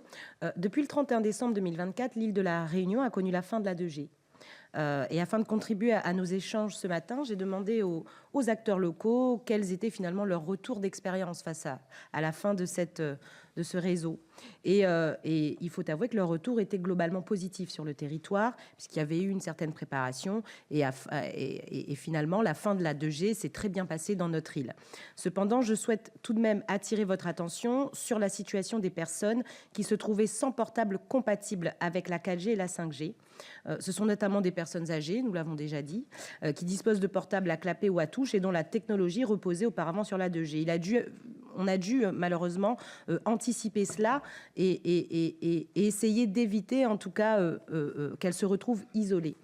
J'attire également votre attention sur ce territoire où déjà la 3G n'est pas encore partout. Après le passage de Garance, tout comme l'année dernière d'ailleurs, après le passage de Bellal, dans le quartier du Brûlé de Saint-Denis-de-la-Réunion, où j'habite, donc on est bien à Saint-Denis, c'est une ville très urbaine, mais on est dans les écarts, eh bien je me suis retrouvée isolée parce que je n'avais plus de ligne, je n'avais plus d'Internet, et je n'étais pas couverte par la 3G sur mon territoire. Et donc, je note ici que la Commission supérieure du numérique et des postes, présidée par notre collègue sénateur Damien Michalet, dans son avis du 10 avril dernier sur les conséquences liées à la fermeture des technologies 2G et 3G, recommandait de soutenir les populations vulnérables. Et j'en parle en connaissance de cause. Sur ce quartier du Brûlé, nous sommes à peu près 2500 habitants, et c'est essentiellement des personnes âgées qui, sans ligne téléphonique, se retrouvaient également complètement isolées. Donc, il me semble par ailleurs nécessaire de renforcer drastiquement les campagnes de communication afin d'informer de la fin programmée des réseaux 2G et 3G, afin que l'on anticipe cela, tout comme sur la fin du réseau cuivre également. Nombre de nos concitoyens ne sont toujours pas au courant de la fin de leur portable, enfin de leur téléphone mobile, s'ils ont un téléphone à clapet, ou de leur téléphone fixe. Enfin, dans l'avis précédemment mentionné, il est recommandé d'ailleurs d'anticiper le recyclage des équipements obsolètes en mettant en place des programmes de collecte et de recyclage adaptés sur l'ensemble du territoire. Je ne voudrais pas ici rappeler à nouveau les problématiques que nous rencontrons, nous, sur notre territoire insulaire à La Réunion, concernant la problématique des déchets et notamment des nouveaux déchets. Et donc, j'aurais aimé savoir la réflexion qu'il y aurait à cet effet, et notamment pour ce territoire. Je vous remercie. Merci, chers collègues. La parole est à Christina Pluchet. Merci, Monsieur le Président. Moi, je voulais vous faire part de l'impact sur le monde agricole de cet arrêt brutal de la 2G et la 3G. En réalité, la 2G, les agriculteurs aujourd'hui l'utilisent tous les jours. C'est le réseau privilégié en dehors des grandes agglomérations pour transmettre la voix et les SMS. Quand le robot de traite ou la station météo connectée envoie une alerte sur votre téléphone, la probabilité est très élevée que ce SMS soit transmis grâce à la 2G. Et le déploiement récent de nombreux objets connectés sur les exploitations, notamment pour le monitoring en élevage et le suivi de l'irrigation, ont même accru cette dépendance à la 2G. Sans compter la problématique pour la vie rurale, puisque la téléassistance dépend aussi de ce réseau.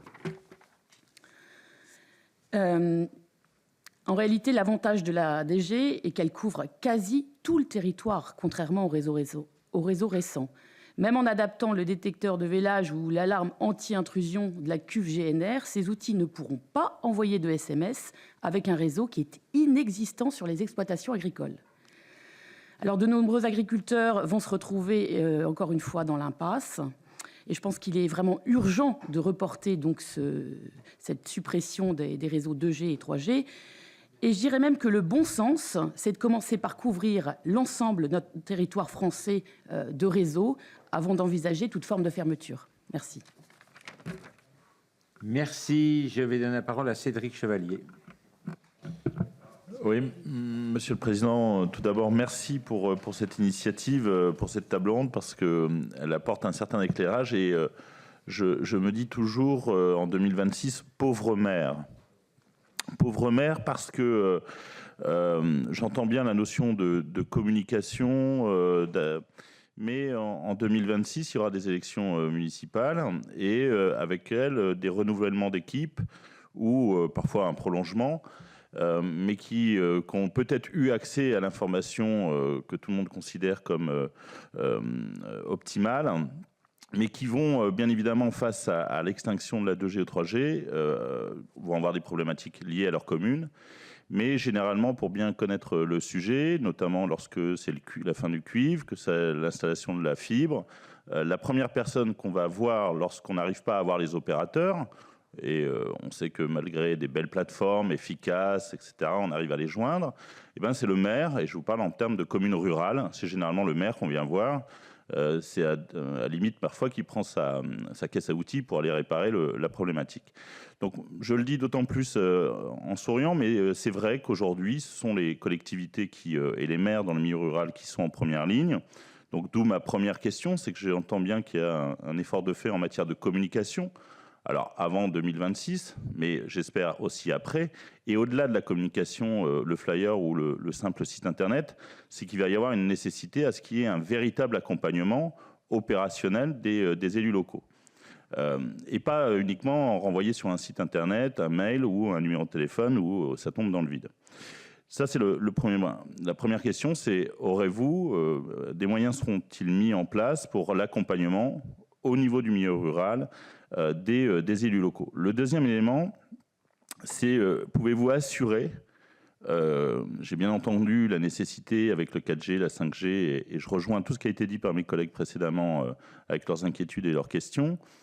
Pouvez-vous nous assurer que le territoire déjà couvert le sera tout autant après cette extinction? Et ça, c'est, mais pas dans un délai de 2 ans à 3 ans, qu'il n'y ait pas de trou dans la raquette. Parce que aussi on est en termes d'aménagement du territoire, donc pas de trou dans la raquette ou de zones blanches encore plus blanches.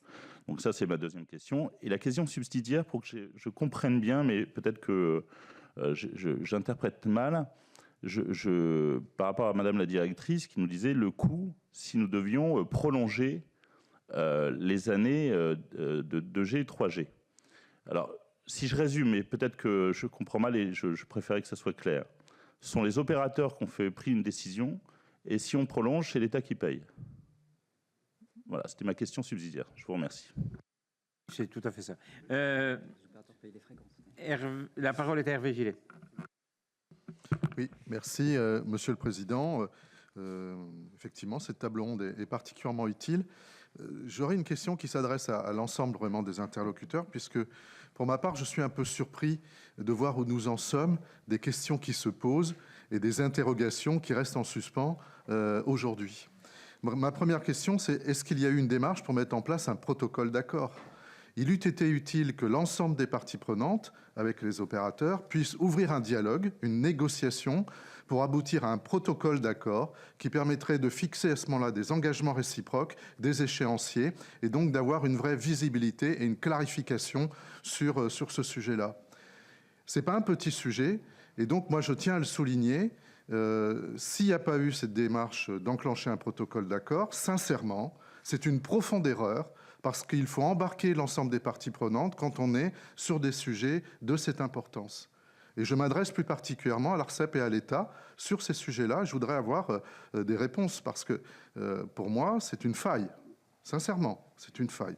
Et je tiens à la relever. Le deuxième point, c'est que là également, au stade où nous en sommes, je suis assez surpris qu'il n'y ait pas une étude d'impact qui soit objectivée. Et là aussi, évidemment, on sait très bien que dans ce cadre de débat, chacun va pousser son sujet et on a besoin, nous, en tant que législateurs, mais au niveau du contrôle, tout simplement, on a besoin d'avoir une étude d'impact qui soit réellement objectivée. Et c'est profondément anormal que nous n'en disposions pas, là également. Et je tiens vraiment à le souligner. Donc, pour moi, il y a vraiment une faille dans la procédure, dans la démarche. Et je crois qu'on ne mesure pas d'une manière suffisamment fine l'impact que ces arrêts peuvent avoir. Et donc, du coup, pour objectiver aussi notre positionnement de décision, nous sommes un peu dans un flou préjudiciable. Merci. Je vais donner la parole à Fabien Genet. Merci, Monsieur le Président. Beaucoup de choses ont déjà été dites par mes collègues, mais je voudrais intervenir moi aussi sur cet enjeu de la fermeture des réseaux 2G et 3G à l'horizon 2026 pour la première et 2028-2029 pour la seconde. On a dit l'importance que ça pouvait avoir. Je crois qu'on a été sensible aux arguments que vous nous avez avancés pour expliquer cet arrêt, tant sur la sécurité que sur l'empreinte carbone du secteur, mais également sur les progrès que nous espérons en matière d'aménagement du territoire en redéployant les fréquences. On est également très sensible tous sur nos territoires sur les craintes que cela peut provoquer pour les utilisateurs, les personnes âgées, les personnes les plus fragiles, mais également les systèmes de téléassistance ou d'infrastructures de transport ou de services de l'eau, les ascenseurs, etc. En complément des questions qui vous ont déjà été posées, j'aurais 3 questions. Tout d'abord, notre collègue vient de dire que l'île de la Réunion a été, comme souvent, très novatrice et donc a déjà anticipé la fermeture du réseau 2G. Est-ce qu'il y a d'autres départements sur lesquels le réseau 2G a été arrêté? Est-ce qu'il y a une réflexion pour effectivement avoir un arrêt progressif avec quelques départements qui seraient pilotes pour pouvoir mesurer les effets induits? Deuxièmement, sur ce qui a été dit, à savoir que c'est bien une décision des opérateurs dans le calendrier qu'ils ont décidé et non pas une obligation imposée par l'État ou une autorité quelconque. En général, dans notre pays, on aime à dire que celui qui décide paye. Mais là, effectivement, je rebondis sur la question de mon collègue. On a un peu le sentiment que celui qui décide fait des économies et impose des coûts supplémentaires à ceux qui n'ont rien décidé. Et donc, comme nous y sommes souvent attachés au Sénat, est-ce qu'il y a une péréquation envisagée ou des soutiens de l'un vers l'autre pour effectivement faire que cela soit un peu plus juste et un peu plus cohérent? Et d'ailleurs, dans les recommandations du rapport de la Commission supérieure du numérique et des postes, présidée par notre excellent collègue Damien Michelet, je relevais que les collègues s'inquiétaient que d'ailleurs, en plus d'imposer l'arrêt de la technologie, peut-être que certains mauvais esprits pourraient imaginer finalement facturer plus cher les nouvelles technologies que les anciennes et qu'il pourrait y avoir aussi un effet d'aubaine de la part de certains opérateurs. Comment voyez-vous cela? Et puis, je terminerai en disant qu'effectivement, je suis également très sensible, comme beaucoup de collègues, aux conséquences que ça peut avoir sur les recettes des collectivités locales. Donc là aussi, est-ce qu'il y a une étude d'impact sur ce point? Je vous remercie. Merci. La parole est à Jacques Fernic. Oui, merci, Président. Effectivement, cette table ronde est tout à fait intéressante et c'est difficile de ne pas répéter beaucoup de choses qu'ont dit mes collègues, ce qui montre que nos soucis, nos préoccupations, nos exigences pour nos territoires sont partagés. Alors, il n'y a pas que des transitions, des migrations engagées, on en connaît dans beaucoup d'autres domaines, il n'y a pas que les réseaux, mais là, manifestement, la trajectoire, la stratégie de transition n'est pas partagée. Donc, ce sont clairement les opérateurs qui déterminent le rythme et qui le modifient sans crier gare, parce que si j'ai bien compris, ce qui était envisagé initialement, c'était la fermeture des 2G pour 2030. Donc, je ne vais pas revenir sur les impacts pratiques, sociaux, économiques, industriels, insister quand même sur l'impact, parce que je bosse là-dessus actuellement avec Martin Sidrac, en termes de déchets, avec des équipements qu'on voit comme des équipements assez modernes et qui vont se retrouver obsolètes et donc des surcoûts conséquents en termes de gestion de ces déchets. Et on sait que quand les REP et leurs éco-organismes n'y arrivent pas bien, ce sont les collectivités en charge du service public des déchets qui payent souvent en définitive. Donc ça nécessite, pour pas aller dans cette transition brutale avec tous ces impacts qui seraient très douloureux, accompagnement, ralentissement, on parle d'omnibus à d'autres niveaux, même si je ne suis pas toujours d'accord avec ça, mais là, clairement, la demande de 2 ans supplémentaires pour une transition moins brutale et pour permettre effectivement de répartir équitablement et plus justement les surcoûts que ça nécessite semble pertinente. Et puis, est-ce qu'on peut au moins tirer les leçons de ces difficultés pour l'avenir ? Et est-ce qu'on est en mesure d'assurer une garantie de durée de vie des nouveaux réseaux qui remplaceront la 2G, 3G? Merci, chers collègues. La parole est à Olivier Jacquin. Merci, Président, et merci pour cette table ronde. J'aurais une question unique qui me vient d'interpellations nombreuses de maires de mon département suite au désordre très fréquent dans l'installation de nouvelles prises sur les façades des habitations, même dans des secteurs protégés. Il y a vraiment un problème de modèle économique, du mode de sous-traitance, le mode stock. Et je voudrais savoir s'il y a des évolutions prévues. Je sais que le texte de Patrick Chaize amènerait des solutions, mais n'est pas encore inscrit à l'ordre du jour à l'Assemblée. Y a-t-il des perspectives intéressantes là-dedans? Parce que avec la nouvelle vague d'installation suite à la fin du réseau cuivre, il va y avoir de très très nombreuses installations. Il faudrait vraiment arriver à une meilleure régulation de ce modèle économique pour permettre des installations de qualité. Merci. Merci. La parole est à Jean-Marc Tellier. Merci, Monsieur le Président. Cette table ronde me semble, en tout cas, est très importante et on voit très vite qu'il y a une discordance, un problème entre un opérateur, les opérateurs qui sont les fournisseurs et ses propres clients. On paye tous des factures, je pense, auprès de nos opérateurs. Et lorsqu'on voit l'inquiétude des clients au final qui sont plus en capacité d'avoir le service pour lequel ils payent, ça devient assez compliqué et notamment, comme disait mon collègue, les maires sont très souvent le lien sur le territoire entre l'opérateur et le client qui n'a pas sa fourniture pour laquelle il paye un service. On est confronté à ça de manière très, très, très régulière. Et ce qui m'inquiète pour arriver à cette question, c'est on sait que pour la 5G, il a fallu redéployer des pylônes. qui ont créé des difficultés. La première, je veux dire, les premiers sur le terrain qui sont en difficulté, ce sont la plupart du temps les élus pour l'implantation de ces pylônes. Et l'arrêt de la 2G ou de la 3G va faire que peut-être que la couverture sera plus efficiente sur le territoire. Est-ce qu'on est vraiment assuré que le déploiement sera terminé au bon moment pour pouvoir assurer cette transition avec cette nouvelle technologie? Parce qu'on sait très bien qu'il y a des oppositions qui se font sur les territoires et qu'il y a des implantations qui ne se font pas.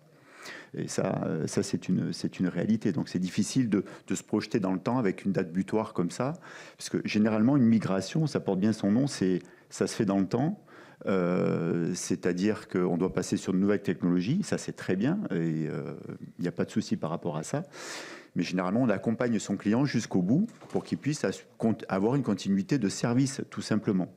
Là, on a vu le cas dans le Var. On a quand même des SMS qui sont envoyés par Vigicru. Voilà, on sauve des vies à travers ces outils.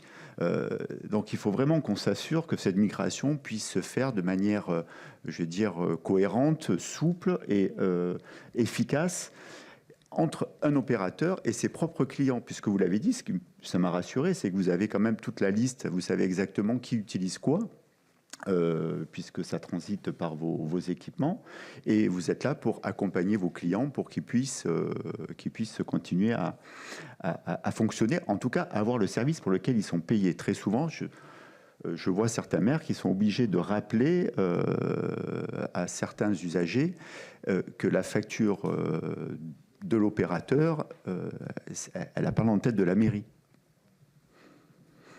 Et généralement, on s'adresse à celui à qui on paye le service pour avoir le service complet.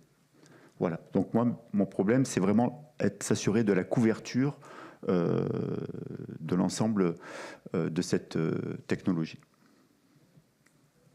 Merci. Est-ce qu'il y a d'autres prises de parole avant que... Non. Oui. Collègue Rochette. Merci, Président. Toujours le meilleur pour la fin. Tradition de cette commission. Non, merci de me donner la parole, mais c'est un sujet que je connais très mal. J'ai simplement,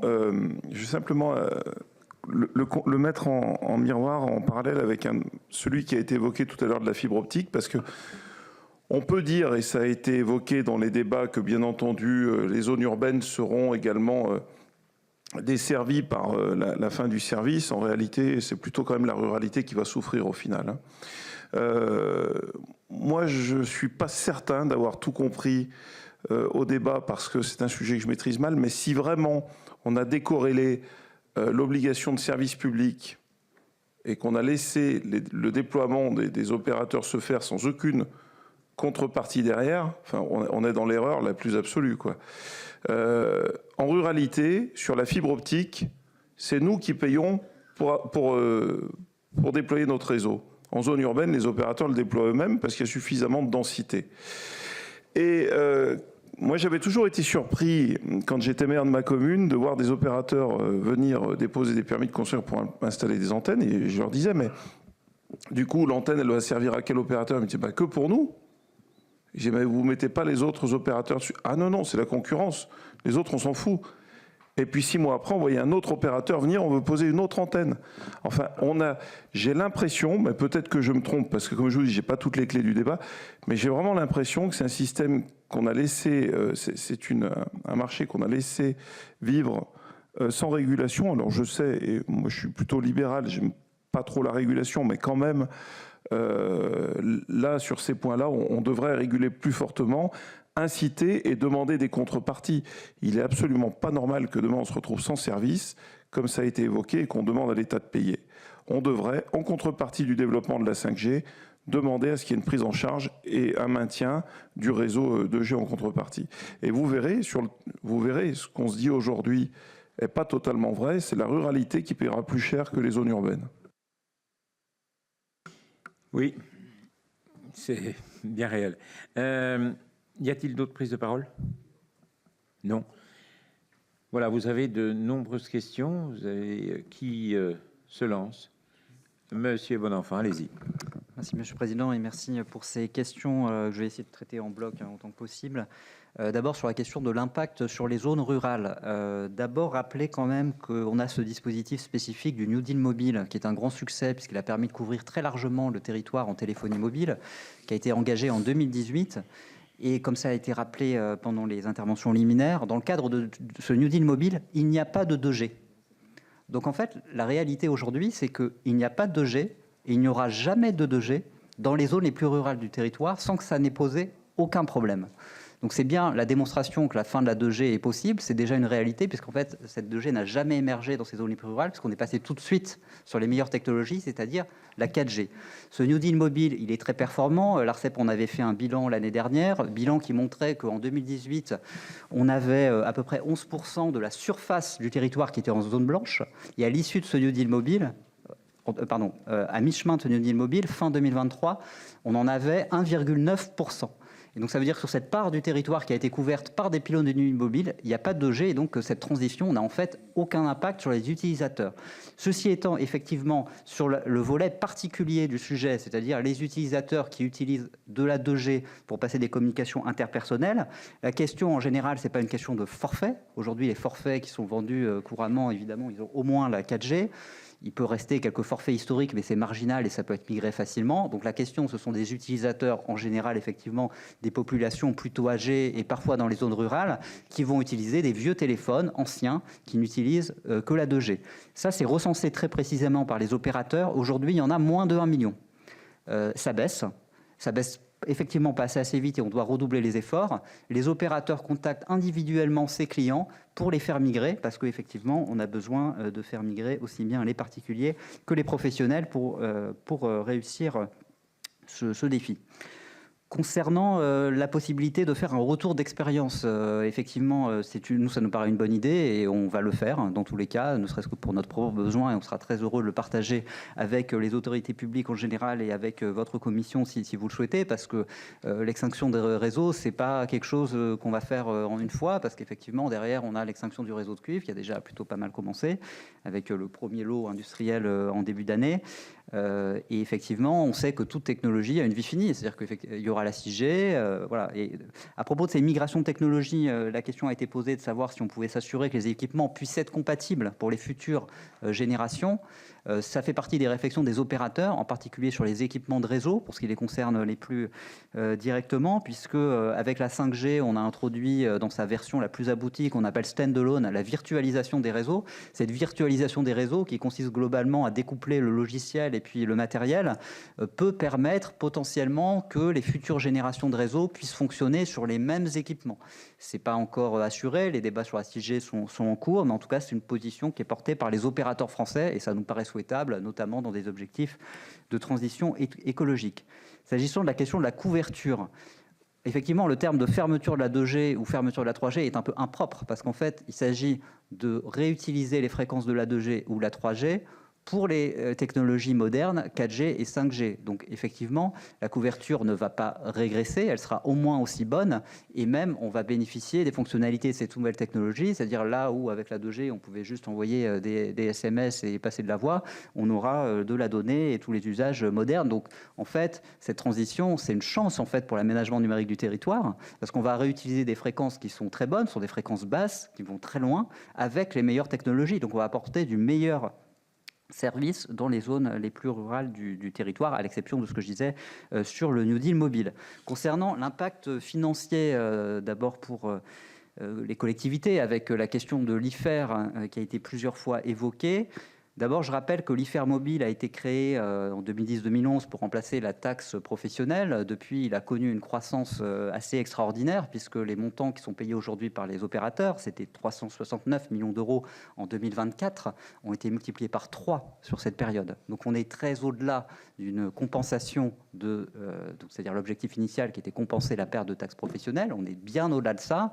x3 sur cette période, c'est bien plus que l'inflation, bien évidemment. Et les opérateurs ont payé sur cette période plus de 3 milliards d'euros dans le cadre de cet IFER mobile, qui est concrètement un impôt sur la couverture numérique. C'est-à-dire qu'à chaque fois que les opérateurs vont résoudre des problématiques de zones blanches, vont porter leur réseau plus loin, modulo les exonérations dont on peut bénéficier, en fait, on est taxé, ce qui est quelque chose d'un petit peu paradoxal. On a fait des simulations en interne FFT pour voir quel pouvait être l'impact de cette fermeture de la 2G et la 3G sur l'IFER mobile, et selon un certain nombre d'hypothèses, bien évidemment, parce que ça va dépendre de la trajectoire exacte de fermeture, mais aussi des déploiements qui sont faits par les opérateurs, on n'identifie pas de risque de baisse de l'IFER mobile. Et tout cela, c'est à scénario constant, c'est-à-dire qu'avec les obligations actuelles de couverture des opérateurs qui sont dans les licences, donc sans prendre en compte ce qui pourrait arriver avec la 6G, par exemple, qui pourrait nécessiter le déploiement de nouveaux réseaux et nouveaux équipements. Concernant la question d'avancer progressivement et de tester dans quelques départements cette fermeture, en fait, c'est quelque part bien ce qui est prévu par la communauté des opérateurs, puisque dans le calendrier, je le disais, l'essentiel de la fermeture pour la 2G sera fait en fin 2026, avec une exception pour Orange, qui fermera la 2G dans 9 départements. Vous pouvez trouver la liste dans la note qu'on a publiée sur notre site. Et ces 9 départements, ce sera fait en mars 2026. Donc on aura d'abord une expérimentation au niveau local avant cette généralisation. Et bien évidemment, les opérateurs pourront échanger sur le bilan de ces expérimentations. Concernant les questions de mutualisation des antennes mobiles, alors effectivement, c'est une préoccupation qu'on rencontre assez fréquemment. D'abord, je souhaite dire que dans le cadre du New Deal mobile, la quasi-totalité des pylônes qui ont été déployés le sont à 4 opérateurs. Ces pylônes sont mutualisés. Et les opérateurs ont des incitations économiques à mutualiser les pylônes autant que possible, parce qu'évidemment, multiplier les pylônes, c'est multiplier les coûts. Simplement, il peut arriver des situations où ça n'est pas possible pour des raisons d'intégration dans le paysage. Quand on fait un pylône qui va intégrer 4 opérateurs, on a parfois besoin de plus de hauteur qu'un pylône qui va permettre d'installer les équipements de 2 ou de 3 opérateurs. Et ça, parfois, pour des raisons d'esthétique ou d'intégration dans l'urbanisme local, ça n'est pas possible. Et puis, par ailleurs, le fait de mutualiser les équipements de 4 opérateurs sur une seule installation, parfois, produit des contraintes sur les fréquences qu'on peut émettre, et ce qui fait qu'on a des pylônes qui vont porter moins loin. Donc, paradoxalement, en mutualisant un pylône, on peut se retrouver à devoir déployer des pylônes un peu plus loin, parce qu'en fait, on a une couverture moins forte que si on mettait 2 pylônes. Donc il y a une variété de situations. Bien évidemment, les opérateurs, ils sont sensibles parce qu'encore une fois, il y a d'abord un incitatif économique très puissant à mutualiser. Mais on peut avoir des situations où ça n'est pas tout à fait possible. Voilà, je pense que vous pouvez dire en première lot de questions. Merci, Monsieur le Président. Donc peut-être aussi pour apporter quelques éclairages. Alors sur la couverture, nous, c'est évidemment une inquiétude, puisque nos équipements, ils sont partout dans les territoires. Si vous prenez la téléassistance, c'est souvent pour des personnes isolées en milieu rural. Quand on a posé la question aux opérateurs, ça ne nous a pas rassurés. C'est-à-dire qu'ils expliquent cette histoire de on remet la 4G dans la fréquence 2G, 3G. Certains opérateurs nous ont dit il y aura sûrement besoin de densification. Densification, c'est-à-dire installer des nouveaux pylônes en zone rurale. Vous voyez la difficulté, d'autant que le New Deal mobile vient à sa fin. Donc, bon, pour nous, c'est une vraie problématique et nous ne sommes pas rassurés aujourd'hui. Peut-être sur la question du pilotage de cette fermeture, et il y a eu plusieurs réactions qui s'interrogeaient sur les études d'impact. Monsieur Gillet, par exemple, le rôle de la puissance publique. Monsieur Genet, vous avez également demandé qui pilote. Je pense que l'avis de la CSNP, merci Monsieur Michelet ainsi que Monsieur Auberti d'avoir fait le rapporteur de cet avis le montre bien. Il n'y a rien eu. Il n'y a pas eu de pilotage. Il n'y a pas de pilote dans l'avion. Ça, c'est clair et net. Est-ce qu'on nous parlait de multilatéral avec les acteurs? Donc nous, on y était. Donc elles ont été provoquées par nous parce qu'on a alerté. On commençait la réunion la puissance publique commençait la réunion par on peut rien faire. Et elle terminait par « on ne peut rien faire ». Donc à partir de là, si la puissance publique ne veut pas agir via un levier juridique, au moins qu'ils nous mettent dans une bonne condition pour négocier, sachant qu'on est des acteurs, on n'est rien par rapport aux opérateurs. Même ça, on nous a mis dans une situation où en fait, ils ont Voilà, ils ont fait l'entremetteur entre les opérateurs et nous, ce qu'on peut faire par ailleurs, hein, ça c'est pas une difficulté. Mais à aucun moment, ils ont fait prévaloir l'intérêt, la sécurité, la santé de nos concitoyens, la couverture des territoires. C'est des choses qui n'ont pas été faites. L'étude d'impact, je vous confirme, nous n'avons pas d'étude d'impact qui nous a été présentée. Nous n'avons jamais vu les chiffres des opérateurs. Et je vous alerte, et M. Michelet l'a rappelé, dans le scope, on rate peut-être au moins la moitié des équipements connectés n'apparaissent pas dans le scope aujourd'hui des chiffres qui sont regardés. Donc, c'est-à-dire aujourd'hui, il y a la moitié au moins des équipements connectés qui ne rentrent pas dans l'analyse. Et ça, c'est une alerte. Et moi, je vous fais une alerte très formelle, très officielle. C'est qu'on est en train de faire ce travail. Alors, on l'a fait une première fois en 2024. Nos fédérations se sont mobilisées pendant 4 mois.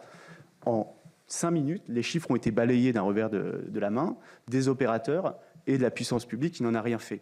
Bon, donc ce travail mobilisé pendant 4 mois n'a servi à rien. On nous demande aujourd'hui de remettre des sondes. On est en train de le faire. Et je peux vous dire, et je vous le confirme, au niveau des copropriétés, ça ne bouge pas.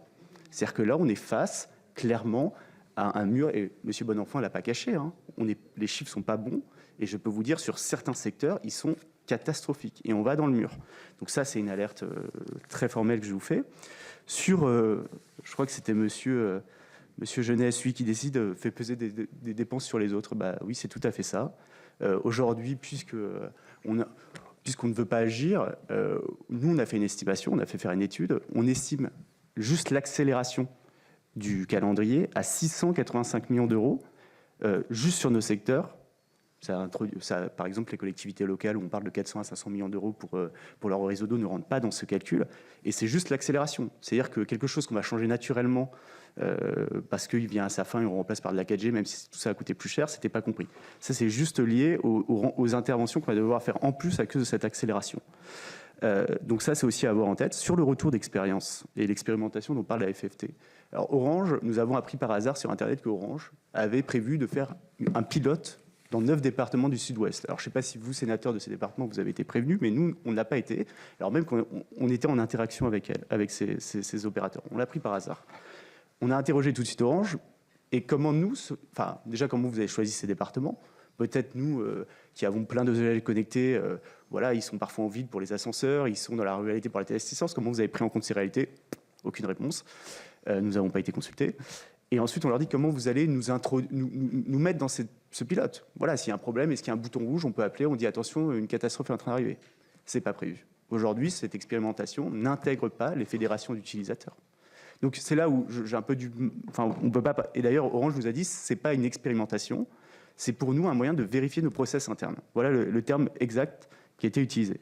Peut-être, et là c'est un dernier enjeu sur lequel je veux vraiment appeler votre attention, et je remercie M. Michelet qui l'a évoqué, et plusieurs d'entre vous, c'est la 4G, 5G. C'est-à-dire qu'aujourd'hui, massivement, la 2G et la 3G sont en train d'aller sur la 4G. Toute une partie du RTC, des équipements, vont aller sur la 4G. Donc on va se retrouver avec des enjeux encore plus massifs en termes d'objets connectés critiques sur ces réseaux. Aujourd'hui, qu'est-ce qui nous prémunit qu'une telle situation ne se reproduise pas? Quand on pose la question à la puissance publique, rien ne nous prémunit. Et quand Orange envoie à ses clients un avenant contractuel laissant un délai de prévenance de 1 an entre je vous déannonce et je ferme le réseau, 1 an. Quand nous, on parle de 7 ans, on se pose la question on voit l'accélération des réseaux numériques, des cycles de vie des réseaux mobiles. On voit déjà, on parle de la 6G. On n'a pas encore fermé la 2G et la 3G, on parle de la 6G. Ces cycles de vie se réduisent. Nous, nos produits, nos équipements, c'est 15 ans, c'est 20 ans. Donc comment, face à cette équation, on définit des procédures de fermeture, des modalités de fermeture, comment on encadre tout ça. Et moi, je voudrais un peu saisir la commission. C'est, sur la 2G, 3G, vous l'avez fait tous apparaître. Tout le monde découvre à 1 an de la fermeture le sujet. On est à 1 an. On ne sait pas l'impact sur la couverture mobile. On ne sait pas l'impact sur nos concitoyens. On ne sait pas l'impact sur les objets connectés. On ne sait pas l'impact sur l'IFER. On ne sait pas l'impact sur les dépenses des collectivités locales. Et on nous dit, il faudrait regarder tout ça. Mais on est à 1 an. Et l'impact, on le vit déjà. Nous, on le vit. On vous l'a dit, il y a des acteurs qui ne vont pas survivre. Donc il y a déjà un impact économique et il y a potentiellement un impact sur la santé et la sécurité de nos citoyens.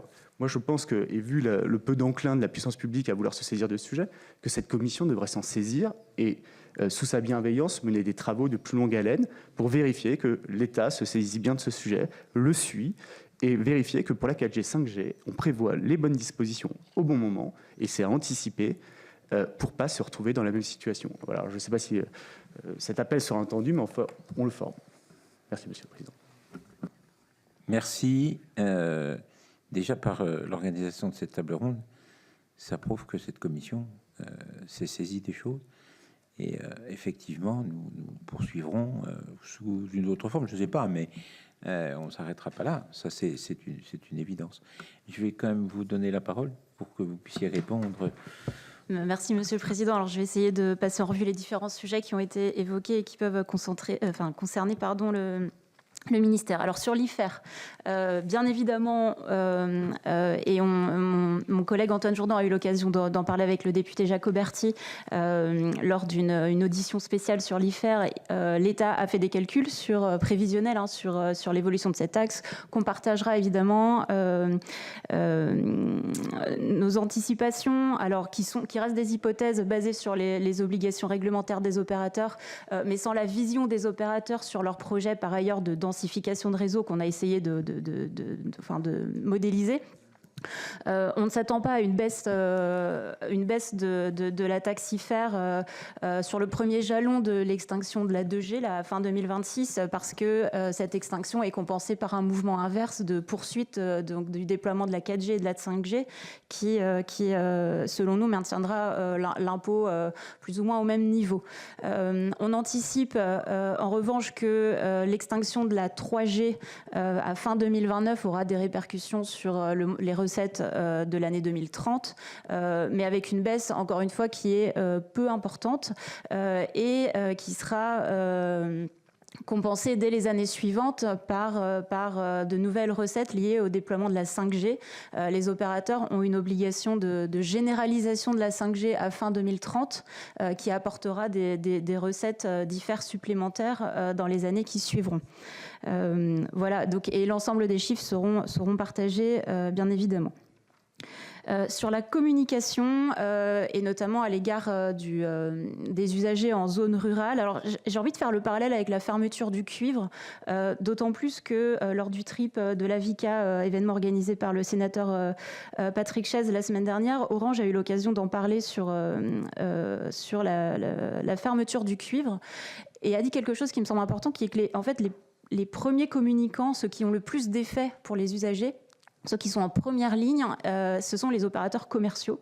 Et Orange a tiré le bilan de la fermeture du cuivre sur le lot 1 en disant que les actions commerciales des opérateurs avaient porté leurs fruits sur les migrations et que l'extinction s'était passée sans problème. Si on fait le parallèle, la première ligne de communication, elle est côté opérateur, Orange, SFR, Bouygues Télécom, et la FFT l'a dit, ils sont dans une démarche d'accompagnement de leurs clients, notamment en zone rurale, avec la problématique des téléphones qui est bien connue. L'État vient en soutien de cette communication de première ligne. On a effectivement fait des premiers outils à destination notamment des professionnels pour la sensibilisation des usagers. On prendra notre part dans la poursuite de ces outils pour accompagner les usagers. Sur la couverture, je ne vais pas y revenir parce que je vais laisser sans doute mon collègue Franck Tarier le développer, mais il n'y a pas, la couverture 4G est généralisée et meilleure que la 2G. Sur l'étude d'impact et les volumes. Alors non, l'État n'a pas balayé les chiffres et n'en a pas rien à faire des chiffres. C'est juste qu'on est devant une réalité qui a été évoquée précédemment. Il y a une vision opérateurs qui sont donc l'ensemble des cartes SIM qu'ils ont en portefeuille direct. Et puis, il y a la vision des professionnels qui inclut les fameuses cartes SIM étrangères. Et monsieur le sénateur Damien Michelel a rappelé de l'ordre de 70% si on compare les différents chiffres. Donc, il y aura par définition toujours un écart entre les chiffres et peu importe l'ampleur de cet écart ou qui a raison, en fait tout le monde a raison, c'est juste que ce sont des périmètres différents et cette bataille de chiffres ne fait pas avancer le sujet. Il y a des cartes SIM étrangères, c'est un fait. La question c'est comment elles migrent et comment on les accompagne et effectivement comme l'a rappelé les différents intervenants, c'est la responsabilité du fournisseur de services de s'assurer que les cartes SIM migrent. C'est des enjeux contractuels avec son opérateur qui peut être un opérateur étranger. Et donc, c'est un renvoi à la répartition du coût de migration qui est prévu dans les contrats. Donc, ce sont des relations contractuelles. Sur le retour d'expérience et les recommandations ou orientations qui pourraient en être conclues sur les prochaines extinctions de technologies. Bien évidemment, on est favorable et on a eu l'occasion d'en parler avec l'ICNES il y a quelques semaines, je crois. Oui, ça fait complètement sens et je crois que ça fait consensus ici qu'un rétex sera fait de ces premières expérimentations et tout rétex invite par nature à des axes d'amélioration. Sur le caractère contraignant des axes d'amélioration qui pourraient en être retenus à l'égard des opérateurs, il y a le levier des attributions de fréquences qui peuvent être effectivement un levier où un certain nombre de choses peuvent être exigées par l'État via l'ARCEP à l'égard des opérateurs. Les prochaines attributions de fréquences sont à la fin de la décennie, donc effectivement, on pourra regarder avec l'ARCEP les conditions dans lesquelles ces obligations pourraient être imposées, sachant que là, on se parle d'obligations sur le marché de détail, et le cadre réglementaire veut que ce soit plutôt des engagements volontaires qui seront proposés aux opérateurs dans les procédures. Voilà, j'en ai terminé, merci. On va donner la parole au représentant de l'ARCEP. Merci. Je propose d'apporter quelques compléments concernant la question de la couverture des réseaux mobiles, puisque ça a fait l'objet de plusieurs remarques. Les obligations de couverture qui sont inscrites dans les autorisations d'utilisation de fréquence des opérateurs, qu'elles résultent du New Deal ou qu'elles résultent d'autres autorisations, par exemple dans la bande 3.5 qui a permis d'initier les réseaux 5G, elles sont rédigées de façon technologiquement neutre, ce qui veut dire que, par exemple, l'obligation de couverture de 99,8% de la population en bonne couverture voix, qui figure dans les autorisations d'utilisation de fréquence des opérateurs aujourd'hui, avec différentes échéances d'ici 2031, s'appliqueront quelles que soient les technologies utilisées par les opérateurs. Et si la 2G et la 3G sont éteintes dans cet intervalle, ça veut dire que les opérateurs devront remplir cette obligation en utilisant leur réseau 4G. Après, au-delà de ce que prévoient les obligations, chaque opérateur peut se différencier, proposer un niveau de couverture plus ou moins étendu. On le sait aujourd'hui, tous les opérateurs n'ont pas exactement le même niveau de couverture.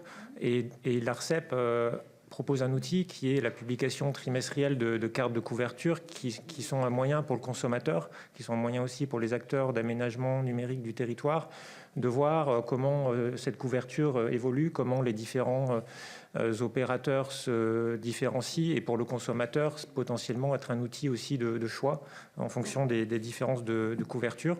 La couverture des opérateurs, on constate en effet qu'elle évolue. Alors elle croît globalement, c'est le résultat notamment des obligations qui sont prévues dans les licences, mais un réseau mobile c'est aussi quelque chose, on constate, qui vit, qui évolue, qui peut faire l'objet de réglages et très localement il peut y avoir des écarts dans les couvertures, et ces écarts-là, on s'attache aussi à les retracer, notamment dans des cartes départementales de couverture qu'on publie également régulièrement et dans lesquelles on fait apparaître de façon très transparente les rétractations de couverture lorsque cela arrive dans certains territoires.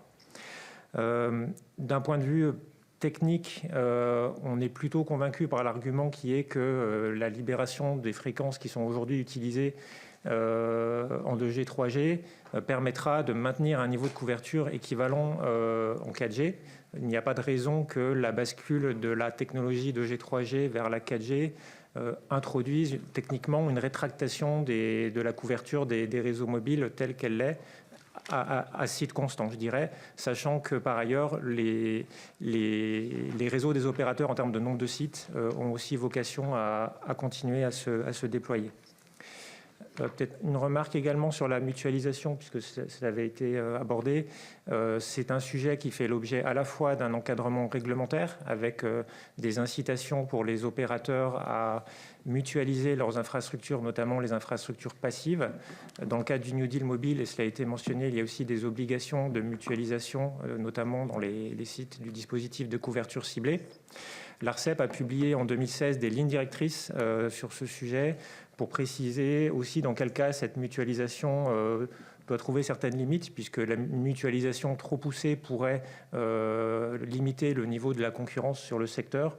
Donc ces lignes directrices ont été publiées en 2016 et aujourd'hui, au-delà de la mutualisation passive des réseaux, on a aussi une mutualisation active de certains réseaux d'opérateurs, notamment 2 d'entre eux aujourd'hui qui mutualisent leur réseau sur une large partie du territoire. Voilà les précisions que je voulais apporter. Merci. Avant de donner la parole à notre collègue Fagnin pour une conclusion, moi je voudrais revenir sur ce que vous venez de dire. C'est vrai qu'un certain nombre d'informations peuvent être publiées sur le site de l'ARCEP, mais je ne suis pas sûr que, c'est pas une critique vis-à-vis de nos concitoyens, mais je ne suis pas sûr que le concitoyen lambda dans la commune au fin fond de je ne sais où aille sur le site de l'ARCEP pour effectivement regarder ce qui se passe et ce qui ne va pas se passer. Je crois que non pas en conclusion, puisque je laisserai à mon collègue Fagnin le faire, mais simplement, on a soulevé un certain nombre ou un nombre important de problèmes, de difficultés, mais je ne suis pas sûr qu'on ait apporté beaucoup de solutions, et il faudra, maintenant qu'on en a pris conscience, qu'on sait qu'on connaît les choses, qu'on les a identifiées, je crois qu'il sera trop tard de dire ah ben on ne savait pas, et puis ben oui, ben c'est comme ça, ben, on va laisser comme ça les choses. Je pense que c'est important qu'on puisse quand même trouver un certain nombre de solutions. Solutions pour les usagers, mais solutions aussi pour les collectivités, et ça a été soulevé. Hein. Les collectivités, moi je suis déjà alerté par pas mal de collectivités où on leur dit, ben attendez, on va enlever ça, on va enlever tel pylône. Machin, ils sont prévenus, point. Ils disent qu'est-ce qui se passe derrière financièrement. Je crois que c'est toutes des questions auxquelles on doit, non pas uniquement se les poser, mais on doit y apporter des réponses. Sébastien, je te laisse conclure. Merci beaucoup, Monsieur le Président. En remerciant à nouveau l'ensemble des intervenants pour leur présence, puisque nous venons, mon cher Damien, satisfaire au moins partiellement et à notre façon la première recommandation du rapport de la Commission supérieure du numérique et des postes sur la nécessité d'une concertation publique pour mettre en avant les difficultés inhérentes à la fermeture des réseaux 2G et 3G. On a pu mesurer les divergences de vues, voire les positions franchement antagonistes parfois qui ont pu s'exprimer, mais il est nécessaire que ce dialogue, en tout cas, se noue. C'était le cas ce matin, et à la suite de ce qu'évoquait le Président à l'instant, cette table ronde n'est absolument pas une fin en soi, mais plutôt un commencement. Nous verrons la façon dont les choses pourront s'articuler dans un horizon relativement proche au regard des échéances qui sont les nôtres quant à la fermeture du réseau de G3G, pour que tout cela soit à la fois compréhensible par nos concitoyens et surtout qu'il n'y ait pas de rupture opérationnelle. Et je pense que c'est unanimement ce qui a pu ressortir de l'essentiel des interventions qui ont été exprimées à de très nombreuses reprises par nos collègues ce matin. Il pourrait être aussi utile dans la suite de ces réflexions et de ces travaux que nous approfondissions l'exemple réunionnais exprimé par Audrey Bélim tout à l'heure, pour savoir comment les choses concrètement se sont passées, parce que c'est bien de concrétisation dont nous avons besoin aujourd'hui pour mesurer de façon extrêmement fine tous les impacts, et absolument tous les impacts générés par la fermeture à venir des réseaux 2G et 3G. Je vous remercie. Bien, merci à tous nos intervenants. Merci pour la qualité de ces débats. Et puis, effectivement, c'est un dossier que nous continuerons à fortement travailler. Merci à vous toutes et tous.